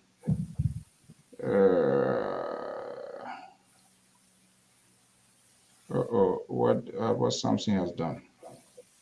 All of the parties, if not all of them, they just have a wrong surrogates. They are shameless people, and they refuse to repent, and they think they just want to come and bully people. Since So when you hold on. You are one of those. You are also. Will you please give me a chance? You are one of those in those caliber. Your party is in chaos, and you go seek political refuge. That's how you run from party to party. Today you were Unity Party. You will come back here tomorrow, the next day. Oh, I don't expect what a day. But let's listen to some of these talking heads. That lack of message. They just do not have the guts. They are shameless people. They are unable to interpret their message. They demonize some of these very people they supported today. They turn around over because they want to be political. These are your opinions, and we're not going to dispute your opinions. Where's that? These are your opinions. You're entitled to it, but you're not entitled to your own facts. Okay, let's listen here. Let's listen to some of this here and see here what we can get out of it here. Of paved road, Kota road, tar road, cement road, all is just 750 kilometers since 1847. Courage now. Yes, this president took over 2 years now. In his second year, he's paving over 400 kilometers of roads. That's more than half of the total road paved since 1857. Can you imagine that? So you come and say Liberia people don't like road. I mean, they complain. The ones that they complain, most of them don't complain, but the ones you see complaining, it's like they say, leave the roads, give us job. Okay. Look, since we had military since 1847, we've never had a military hospital. We are now building the first military hospital. In fact, the roof is on top of it as we speak, under this president. You know how you have, you people get something in Nigeria like the Federal Police Secret Service. We have our own here, they call it NSA. Okay. These are people. They have not even taken responsibility of their action. They helped to deceive because they were part of the system. Now they being kicked out, they're finding accommodation, and they are unable to adequately convince or why they even made those decisions. I am not one of those, Samson told. I don't easily jump into it. And this is why you don't keep it proportional. They made this decision. They preach this sort of soundbite, these rare men in less than a twinkle of an eye. They came back, they became a converters. Listen to this.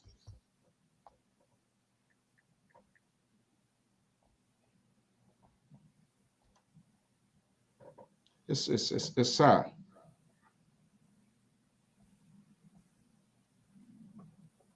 Let me see here. Mr. So, you are yet to convince me. Let me see. Hold on. Okay, let me get this here. Where is this guy? Or where this audio is? Samson told the man from Totan.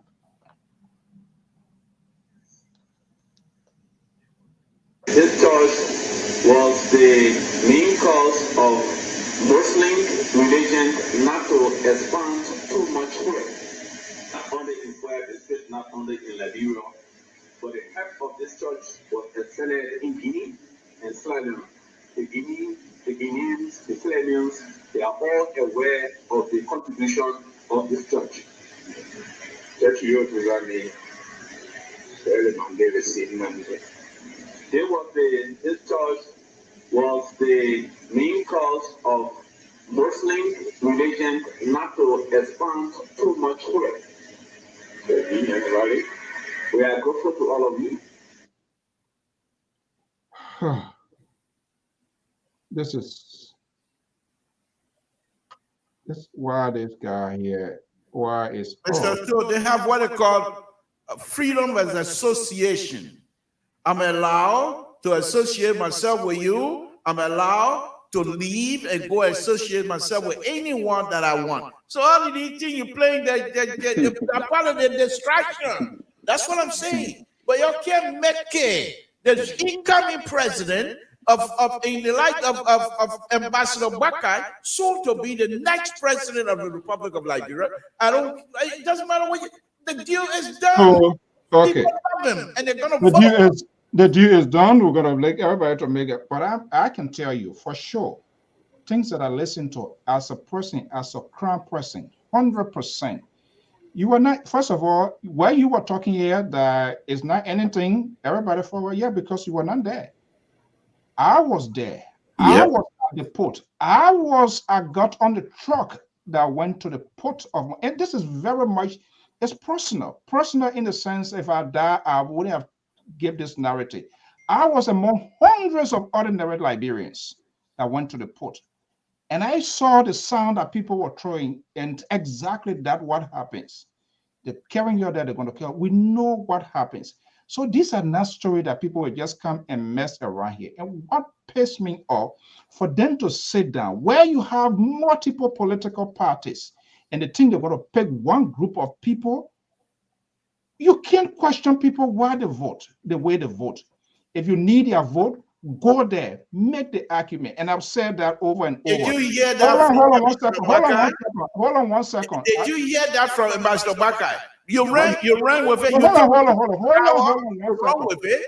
That's a CDC's talking point. You ran with that for the. Did you hear that from Ambassador Bakai?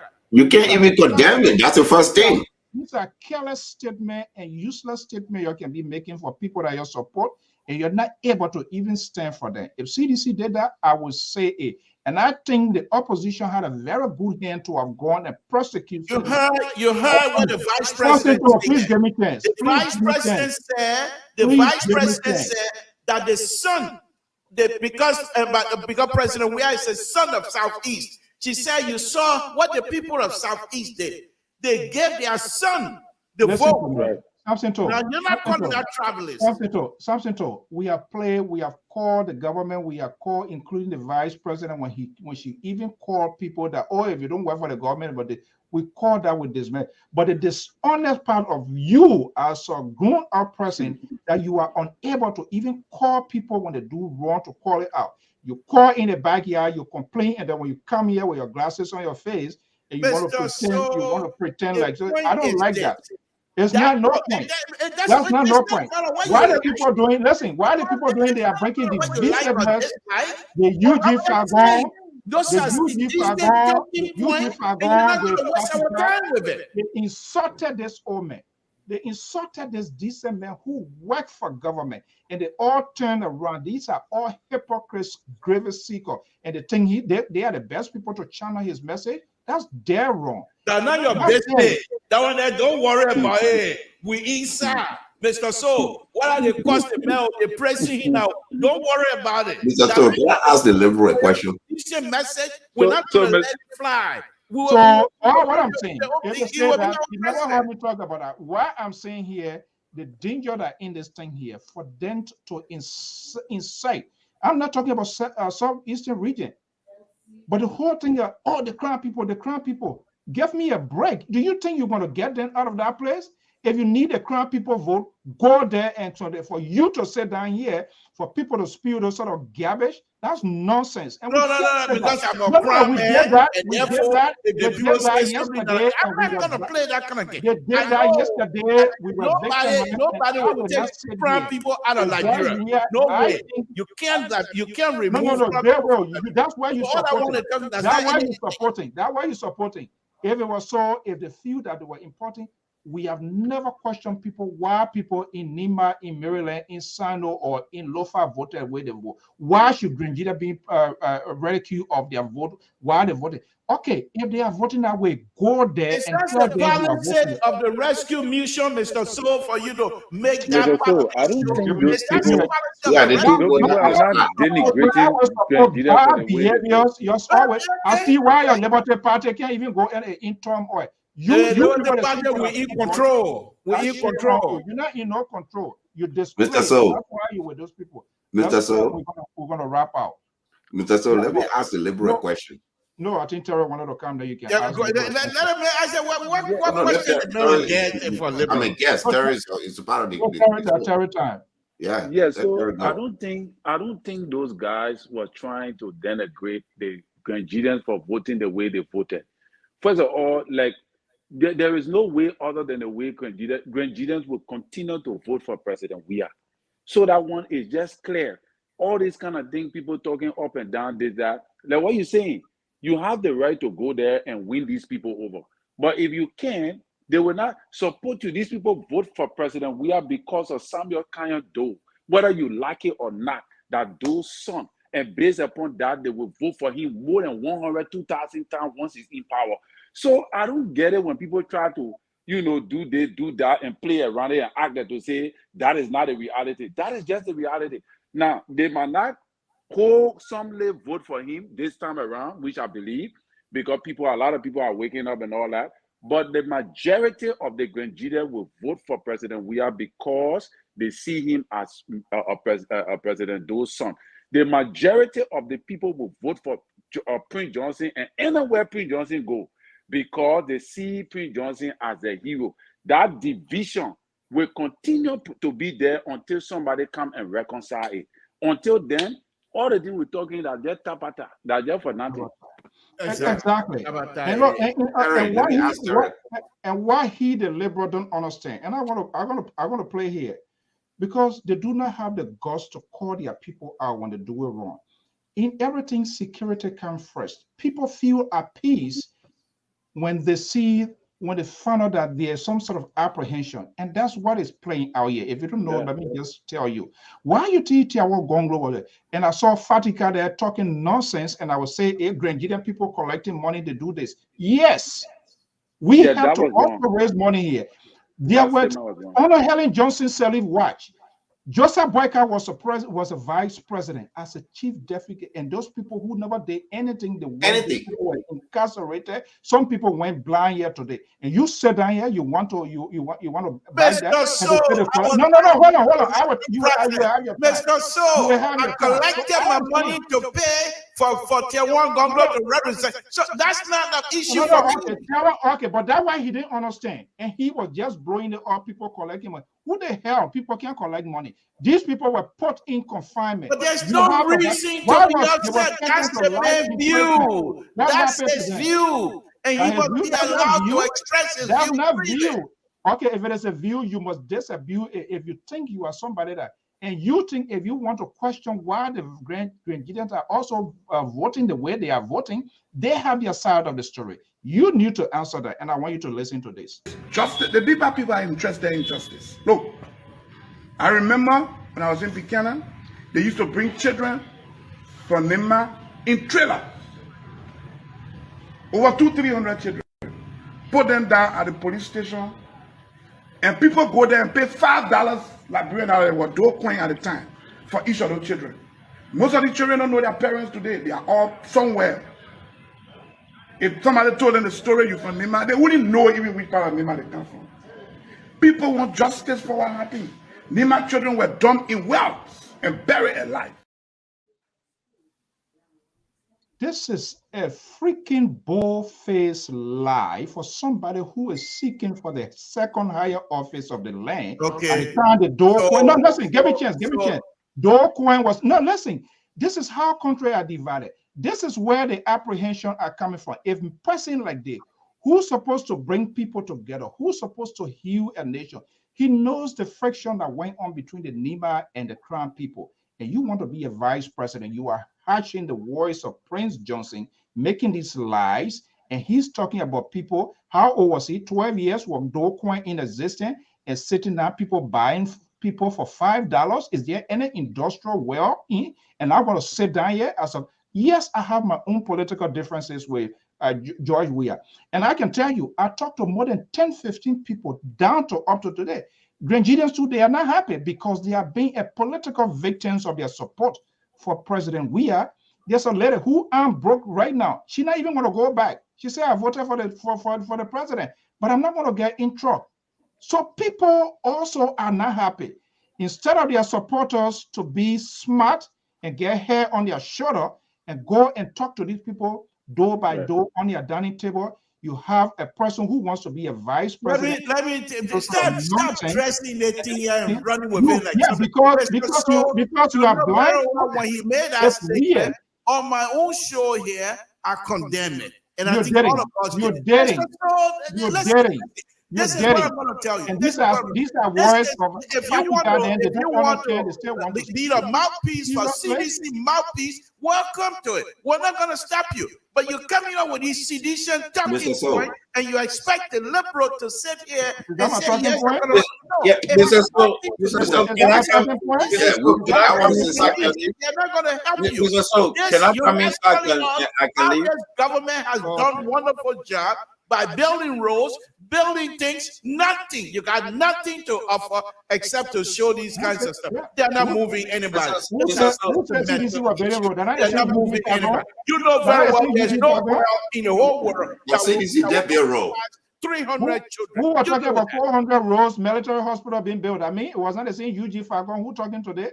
And that's why you want to. It's 689 kilometers. You're still disappointed. And that's why these people will always use your. Okay, can I say something so I can leave? So yeah, we are about to go. Go ahead quickly.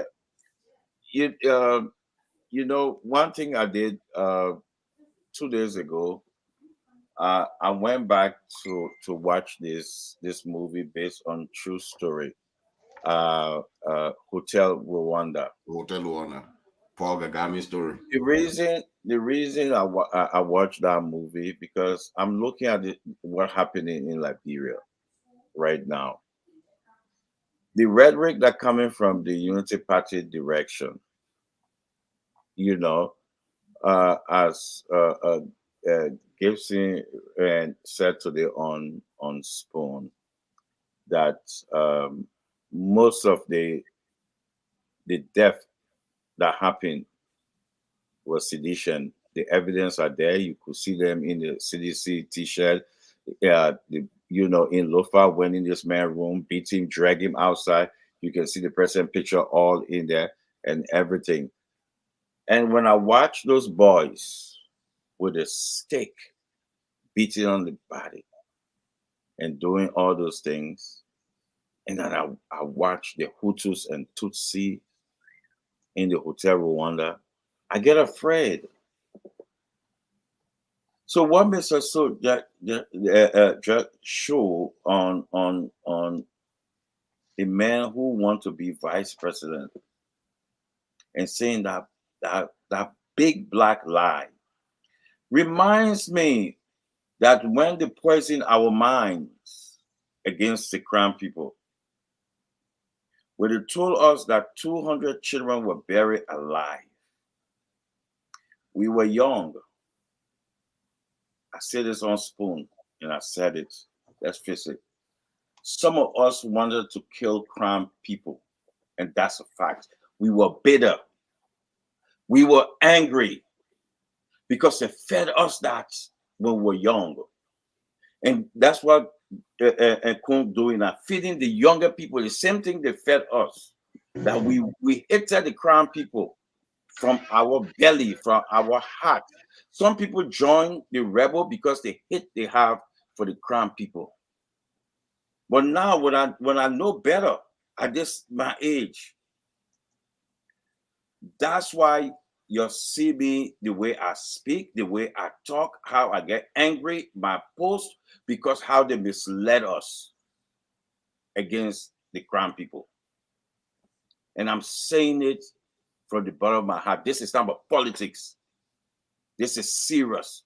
So when I watch that movie, I get angry. I get angry.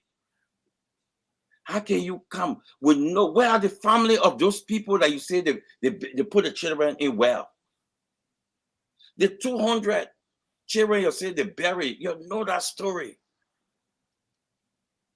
The crown people voted for CDC, you go back to 2017. The Lofian voted for Boca. That's their right. Matter of fact, on the show, when I said I'm going to beat down Lofa down because the Lofians went to the people and showed it tangible. Terry, if Terry can remember, on the show he said they will win Lofa over 75%, and we argue. I don't think Terry was coming from a point of tribal or this, but because of the stronghold. But when Prince Johnson started to put in that tribal thing, it scares me. That's why I get worried. Because Bob Dickey and Prince Johnson should not be speaking. They should not. Liberians suffer way too long. They made us to hate. We'll see crown people will see kill us. That's the face. That's what they taught us. And they're coming back again to explain that. The people coming with lies that generals then leaving grandchildren to come and attack. So that poor crown boy who will be walking around that neighborhood, somebody will jump on him and kill him. Because radio stations say crown people leaving to can't kill people. Why that helicopter is for logistic. I know. You know, a heartful for election that you will sit down, you wake up and lie on Koji and lie on people, organizing crime on tip with the security chief at city police. Into the second, Kev. Why? Let's put politics aside. Why? Why a man who wants to be the second in command of the country and bringing up that kind of story? You know what you're telling people? You're telling people to go after crown people. That's a dog whistle. Okay, let me. We shouldn't be doing that. Let me so go if you're supporting your own party, you should condemn that. Condemn that. We shouldn't be doing that. That's why I'm angry every time you see me, especially on Spoon. I do my. That's why I get angry because we were displayed. They rob us of our childhood. It will display nothing, and they want to do it against our children. We will fight this fight. It will not happen. It will not happen. Okay, we and are we'll about fight to it. let me make this clear, Mr. So we'll fight it through the ballot box. Okay. Yeah, when this president wins, because that some of whole y'all thing were will not go away. yeah, some of y'all are not in liberal something too. So when we hear about fight, we don't want to hear that. We want a political where people should go freely and make their political decisions to determine their own destiny. Solo, make your final statement quickly. So me go to Terry, and then if the liberal still has something to say, he can say. But I think he's done for the night. Thank you, Mr. So. Look, I want to thank everyone. I want to thank my senior man, Honorable Kefasa. Mr. So, you and I, you older than me, you can be my father. Yeah, but the bitter Jerobo that you drank, the bottom that left in the cup, I tasted it as well. Everything you say here, this is why I hold the liberal say don't downplay it. And I hold CC, I say you can't even come to condemn and say that video shouldn't have been a spoon thing to display. That's not what we stand for as a unity party or Boaka supporter. But none of y'all, even I get a liberal credit, he came and said it's not a good thing, but that stronghold thing in America, the president that in power got his stronghold. They call Ohio State a swing state. Iowa that the Black Caucus. There's reason why they named those places. But for Terry, the Grandian are not the only one voting for the president because of their son. What you say about River G? What you say people are voting because in life they don't have to go to Moravia to the Ministry of Foreign Affairs to get a national ID. Mr. So for you in California, right? It's convenient. You can sit down and even drunk and deliver your package. You don't know nothing about the Southeast. I will sit down in your face. But the people in Southeast, they can common ID, national ID, they can stay in their capital, their county seat and do it. That's why they are voting. Yeah, the president is not the president of Southeast. When the president built road in Southeast, if the president started building road in Southeast, you, Mr. Toll, will say that Toll behavior you bring here. What about those doing development in the whole of Liberia? Name one thing. Send your ancestors been holding the country 1847 that is there, except for the SKD complex. We are tired of their rhetorics. We are afraid of it. I don't want to see Doe getting killed video ever or picture ever. Yeah. You should stand strongly against it. Say I condemn that. Because if I'm Junior Doe, if you say, oh, that politics, I will hate you for it. But me not being Junior Doe, I'm a Grio man from Kulevo district. Guess what? I support CDC, right? But the Kulevo district representative seat, I took that from CDC and gave it to an independent person that I supported, Mary Johnson. I did that. Every platform she appeared, I was there. Because we don't want people telling people say, I don't want you to vote for. No. Let the young people go and ask themselves what they want to do. But you and your unity party, you're putting all this scary scarecrow up. You do the one will happen. The one will happen. Why is it that Joe, we can go for secretary, it will be war for you people? Why? Exactly. Why? Okay. Secretary say that when the Liberian people, the young people say we are going to the PHP to play today, that's why we voted for Joe. Why it can't happen? Why the situation cannot be Let's here? give it a time already caught up with our solo. Let me go to Terry and then the liberal because I know we're going to have a little bit, but I think he's done already. After Terry will be close. I'm not done. I'm not done. Well, I'm running the program. If I say you're done, you're done. Yeah, you know, man. so Yeah, Terry, go ahead, and the I liberal. just want to dispel this theory that Unity Party feel entitled. That is not true. Unity Party left power and gave it to the CDC. I think the CDC people, they are the ones that feel entitled. They've been saying, oh, we're going to have a one-round victory. We got 12 years. I mean, we got only 6 years, so we need 12 years. So you can compare all those kind of things. So obviously, it is the CDC government that feel entitled to power right now. It's not a unity party. So let me just dispel that one and put it one side. So one of the things, you know, we got to understand also is that in as much as I condemn most of some of the things, because to be honest with you, I did not really expect for Fadika and that girl Maple and even Eugene Fagon to go deep into that propaganda that Stanton Waterspoon put out there. Because I want to believe he intentionally put that propaganda out there because you want to twist you want to twist the network, you want to drop some Unity Party people, but they're not smart to really understand what the network is doing. So in as much as what is happening, I sense the propaganda from yesterday, the dimension. I sense the propaganda. Yes, yesterday it started. Yeah, from yesterday.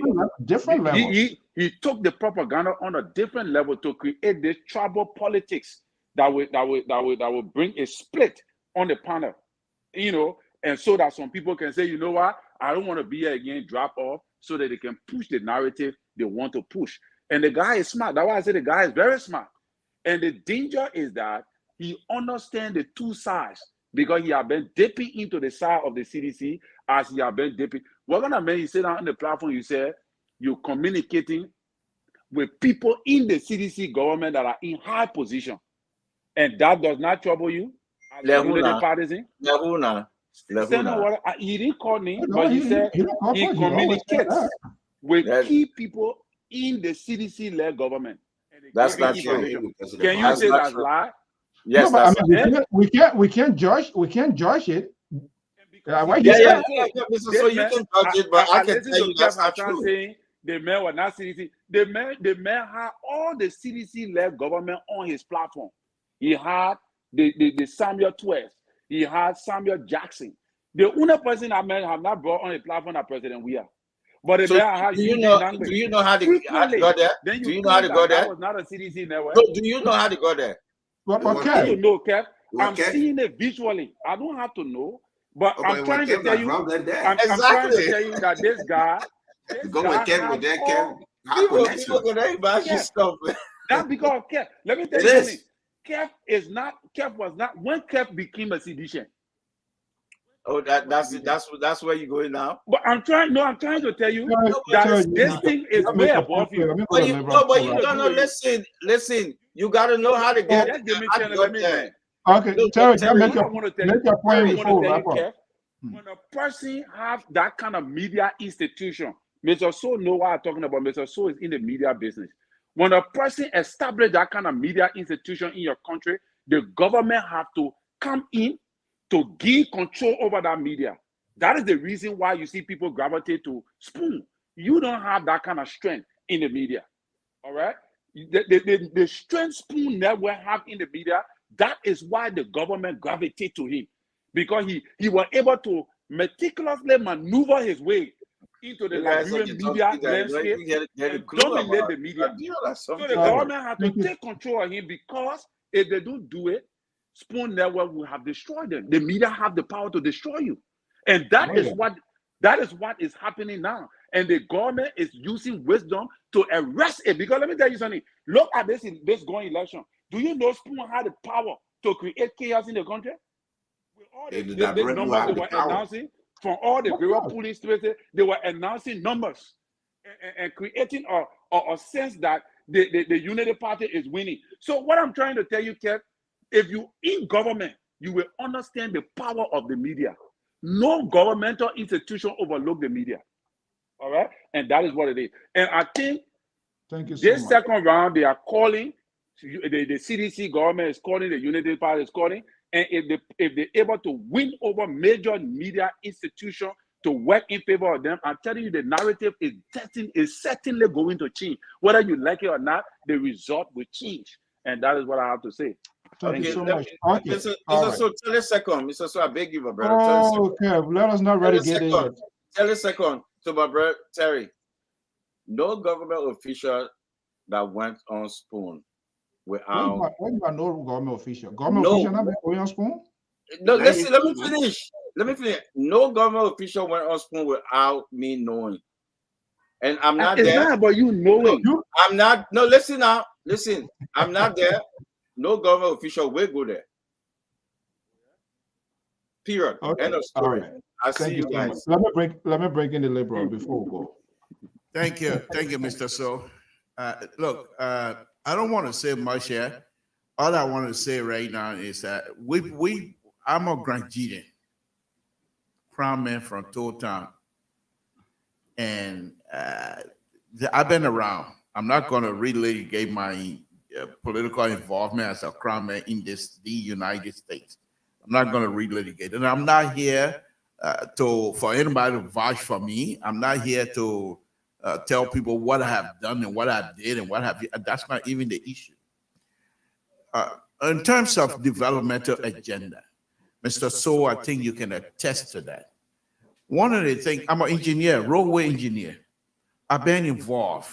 I've been at the top talking to Grangidians, including the superintendent. So I've talked to Mr. So himself can attest. Try to connect with representatives. That's true. Yeah, representative, Minister of Public Works, to offer my help, my engineering help in terms of roadway. None of these people want to do that. Most of them are in it for themselves. Right now as we speak, I'm on a project right now. I'm not going to say what a project, but I know it's in Liberia. So it's a World Bank project that I'm working on free of charge, number one. Second, the people that giving the contract, they're getting almost 50% kickback. I know it. I'm not making it up. So those are the things, and the president will sit there and allow these people to do these things. That's why. But I'm not here to relitigate that. But what I'm going to say to Mr. So, now that you are opening a can of worm, and now you're going to come here and be a mouthpiece for CDC. At first, I promised myself I wasn't going to fight with CDC until the election is over. But now that you have taken side, I've already taken side. I'm going to now promote the agenda, the wonderful agenda of Ambassador Baka. From this point, because what I thought I was going to do anyway on my show, what I thought I was going to do was to go in and talk about data and say who's voted for what last some time ago, and who's going and how do unity party. I'm not even going to do that now. I'm going to come in. Papa was sorry, Mama fool us. Our papa sorry, our mama fool us. Now the song when I'm dancing, you can get pissed. You will get pissed again tomorrow. God will dance the whole song. What's the agenda again for Joseph Waka? They can even talk about it. Get her son, you run away. You run away from me, but I'll catch you another time. Mr. Well, after the propo, I can explain the propo to you.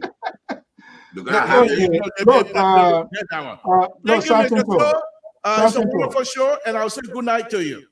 Thank you so much. Look, you can give it whatever interpretations. You run away from the whole idea, Mr. Say on this network, I am not going to take positions. I'm not going to pretend who I differently. If you know me, you know what happens in the past. People call, and I call you personally. So what is the position? And because the reason is, if I want to be a propagandist, then of course that's a different thing. We have to maintain the prestige of this network. We just have to say it, no matter who is hurt down the road. But I think it was wrong. And I think Terry watched that. Because when Fagon, they're not even doing the ambassador well. They are not doing it. And that guy, it was, you listened to it yesterday. They started this whole thing here yesterday. You really follow it. And it was the first time for me to hear her or whatever. Yeah, even say, and she's from Nima County. That was West. That happened to Dupero, so time. It was in the Crown people. It was so people. Okay, so what is the big deal now? But these people, they are preaching, they're building unnecessary tension, and I think the action similar to what was done years back, we all became victim of it, and it's starting. We're not going to ignore it. When people tries to do that, by the way, the stand on all of that. Do they have credibility to question good judgment, to create a talking point that will lead a nation? You yourself, you have a cloud hangs over you. But again, when it comes to Liberia, the conversation in Liberia is so difficult because Liberians, they love drama. They love entertainment. They justify people's actions when it favors them. There are some people who are not supposed to be making decisions, not supposed to be talking about the systems, how the directions of our country. But when we say it, people will say, oh, you see people, the civil liberties. Oh, you're jealous of people. That's how stupid we are. Not all, but some. Because there are some people, to be honest, there are some people who, it's not a matter of being honest, because people gamble people's lives. Unlike you, this is that's your not news. completely I out don't of know character attention. tonight. You're People are completely gambling out of people's character lives. tonight. To use language as such on LPR, you are completely out of character tonight. I don't know what spoon there, but it really got you to the next level. Moving forward, I will be out of character because I'm sick and tired of people gambling people's lives, gambling the country, and they profess as if they are doing the right thing, and they are not even holding the people, the very people they support, they're not even holding them accountable. And you want to hold other people accountable? That's been imbalanced. And you should be ashamed of yourself. I said, you call yourself liberal, you not even represent the character of a the liberal. best. You know how the people love me on this show. You know how they love me on this show. You can call me whatever name you want to call. You know, they don't vote me. Oh man, I don't want to vote. I understand the liberal better. You come I'm a conservative. I live in Nebraska. I'm a conservative. I know the liberal how they behave. Look, honestly, look, it's about our country. But I think people, I am mad because even we Grenadians, I went home, I could not go to my own county. You understand? And when you talk to some Grenadians, but these people, they are not even doing the unit. There are people who claim to be surrogate of this, playing the fagon, this and that.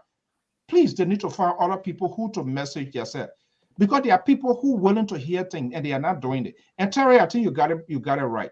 They are not even doing the good. They are not doing the ambassador good. Because they need to go and have conversation with the people. But if you don't do it, and you think you're just going to pour everybody, then you're not even doing him good, because then you're going to make people to scare. The people are going to scare and say, "Oh no, we're not going to look at their surrounding." The other man, you listen to him here. He was talking all about 500, whatever road CDC were building, 14 military hospital, acting the Nigerian man speaking Nigerian English. He and then fell apart. Now you turn like a wild beast. Should I trust that man? But Mr. So, here's the other son that you are putting here. Where your other son? Where is he now? The vice president that they got. No, wait. South Central guy, other son, where is he? The man is doing well. He's back in the United States. Where is he? I don't need to call him name. The vice president, your guy. The president, people think that CDC rejects is the one that you protect to be paramount. And that's why we will reject. Yeah. We neck to neck. You are baking for us to second round. If he just have white card, everything he's going to sit down. You are baking us to go second. The whole paper drag you. The paper where say the man sleepy. The man drag you to the second round. The president is also at risk of losing votes from the Southeast. Of if course. he thinks he's at risk. I'm telling you, I talk to multiple people. People have accidents, people die, people hands, people this. If he think it's just going to be something that's going to be given to him, and people are sacrificing and to doing, they are being demonized, and then he said, "Now you go pour shut up, and you saw it in just auto." Politics is all about interest. If you can also protect, and the people of Grenada, protect them in the way that they might have access to good road. And you think you're just going to be going around and going to get you vote, you're going to meet up with a big surprise, because there are other people who also are having a second thought. Enough is enough. We need to tell him. People who close to him too, they need to tell him equally. That's how we tell Ambassador Boyka. Boyka, when he wants the people of Southeast vote, go there, demonize the president, and say, "Hey, they may you say that your son. Look at how your lawyer royal. When you say that he's the father of the nation. He's the father of the nation. He's the father of the entire country. Let me say this. I myself are ousted as CDC men to put in an independent person in Kunango district, because I believe in development. I don't believe in loyalty to party. I'm loyal to Liberia. We are presidents that are entitled. That's right. I'm only loyal to Liberia, to the country, not to the party. Like I said, I'm a council. Good night, folks. No, thank you so much. Good night. Yeah, thank you so much, Solo. Okay, Solo, thank you so much. Well, it is why it is. We have to say it. There are some people whose voices should not be heard in this whole Liberian political process, because they have credibility issue. Their clouds hang over them, and the thing they want to direct us, tell us which way to go. And the thing that we don't want to sit down here, bring bigotry and divisiveness that get us to be where we are. No. You who wants it, you need to go and fight for it. Not a physical fight. Go and explain your agenda. When you have these failed people who already don't have a sense of direction, who have been multiple places and finding accommodation because they want to be accommodated also in government. By the way, to work in government is a good thing. It's not a bad thing. But your authenticity, why you take in government, your honesty, or are you going there because other people have enriched themselves, so you're going to be what? Black Dragon Revenge the Death of Bruce Lee, you're going to enrich yourself? If that is it, then you missed the mark. Then we need to call them out. They need to come and apologize to the Liberian people because they misled a lot of thousands of people. And they have never even come to explain any justifications of their action. Now they are somersaulted 360 degrees, and they think they're going to say anything, and we allow it to go. Of course, we would talk it. Just how you talk, we would talk it. And to the president, he also knows that the people, for his business, his people are also being put at risk. So they are voting the way they are voting because of so many factors. And if Unity Party means war, they need to cut through that corridor and go there and read everybody in's life. What are in our individual lives? People need reassurance. You need to listen to people. Unity Party wants it, go there, but they have some divisive elements within the Unity Party. Who comments, their talking point, equally the CDC, their talking point. It makes us like we are just caught between the scissors with the two group of people that are there. And it is why it is. Politics is all about interest. If you know that the people of Southeast, and that's what the person said. He said, a 6 year, what we can't even get roll. And you're telling us to vote you again. What is the guarantee that we're going to get it? You have to reassure them. And if you think you are just entitled to A, trust me, it's universal. Runoff is not as equivalent to that of presidential election. The turnout of runoff always is at a lower level. Look at the whole road. The road is not accessible. People came from there. They are all sick, down. People get broken legs, hands. I'm not making up. I'm telling you. And there are many people who have talked to their people who have gone. People spend 3 days. They later told me 3 days to go, 3 days to come back. You think people want to experience that sort of nightmare terror? So the possibility of the turnout would be much lower. And if it is your stronghold and the turnout will be much lower, then you are at risk losing more votes. That is why you must always keep your backyard clean. If you murder your drinking rule, you can potentially pay a political price. Some of these people who support it, they don't tell you the truth because they know what they want to get. But if you so dearly believe in somebody's political ideology, you don't have to be rude. You don't have to be disrespectful. You don't have to say in a louder voice in the audience. You can raise your finger. You can find a quiet time and have that conversation. That person, he or she, will appreciate it. But how many of our politicians, how many of people in the media world, how many of the pundits are willing to take that risk, to be honest to people who they think that is support to seek the higher office or even elected office? They don't. Everything, yes. Yeah, cheese are it. Yes, cheese are it. I think that is wrong. So the hypocrisy, the deception is on both sides. And that has to stop. We never even had the time to question all of these people who were seeking for the higher office of the land. Drama, entertainment infused into the entire process. Here we are, it's been narrowed to 2 persons, but we should have the ability to question their judgment, their temperament. What are they bringing to the table? How do they intend? I'm not a guy who is in favor of big government. How do they intend to downsize government? What would they do to all of the thousands of people with a red burial, with a blue burial, with a black burial? How do they intend to incorporate them in society? What are the plans?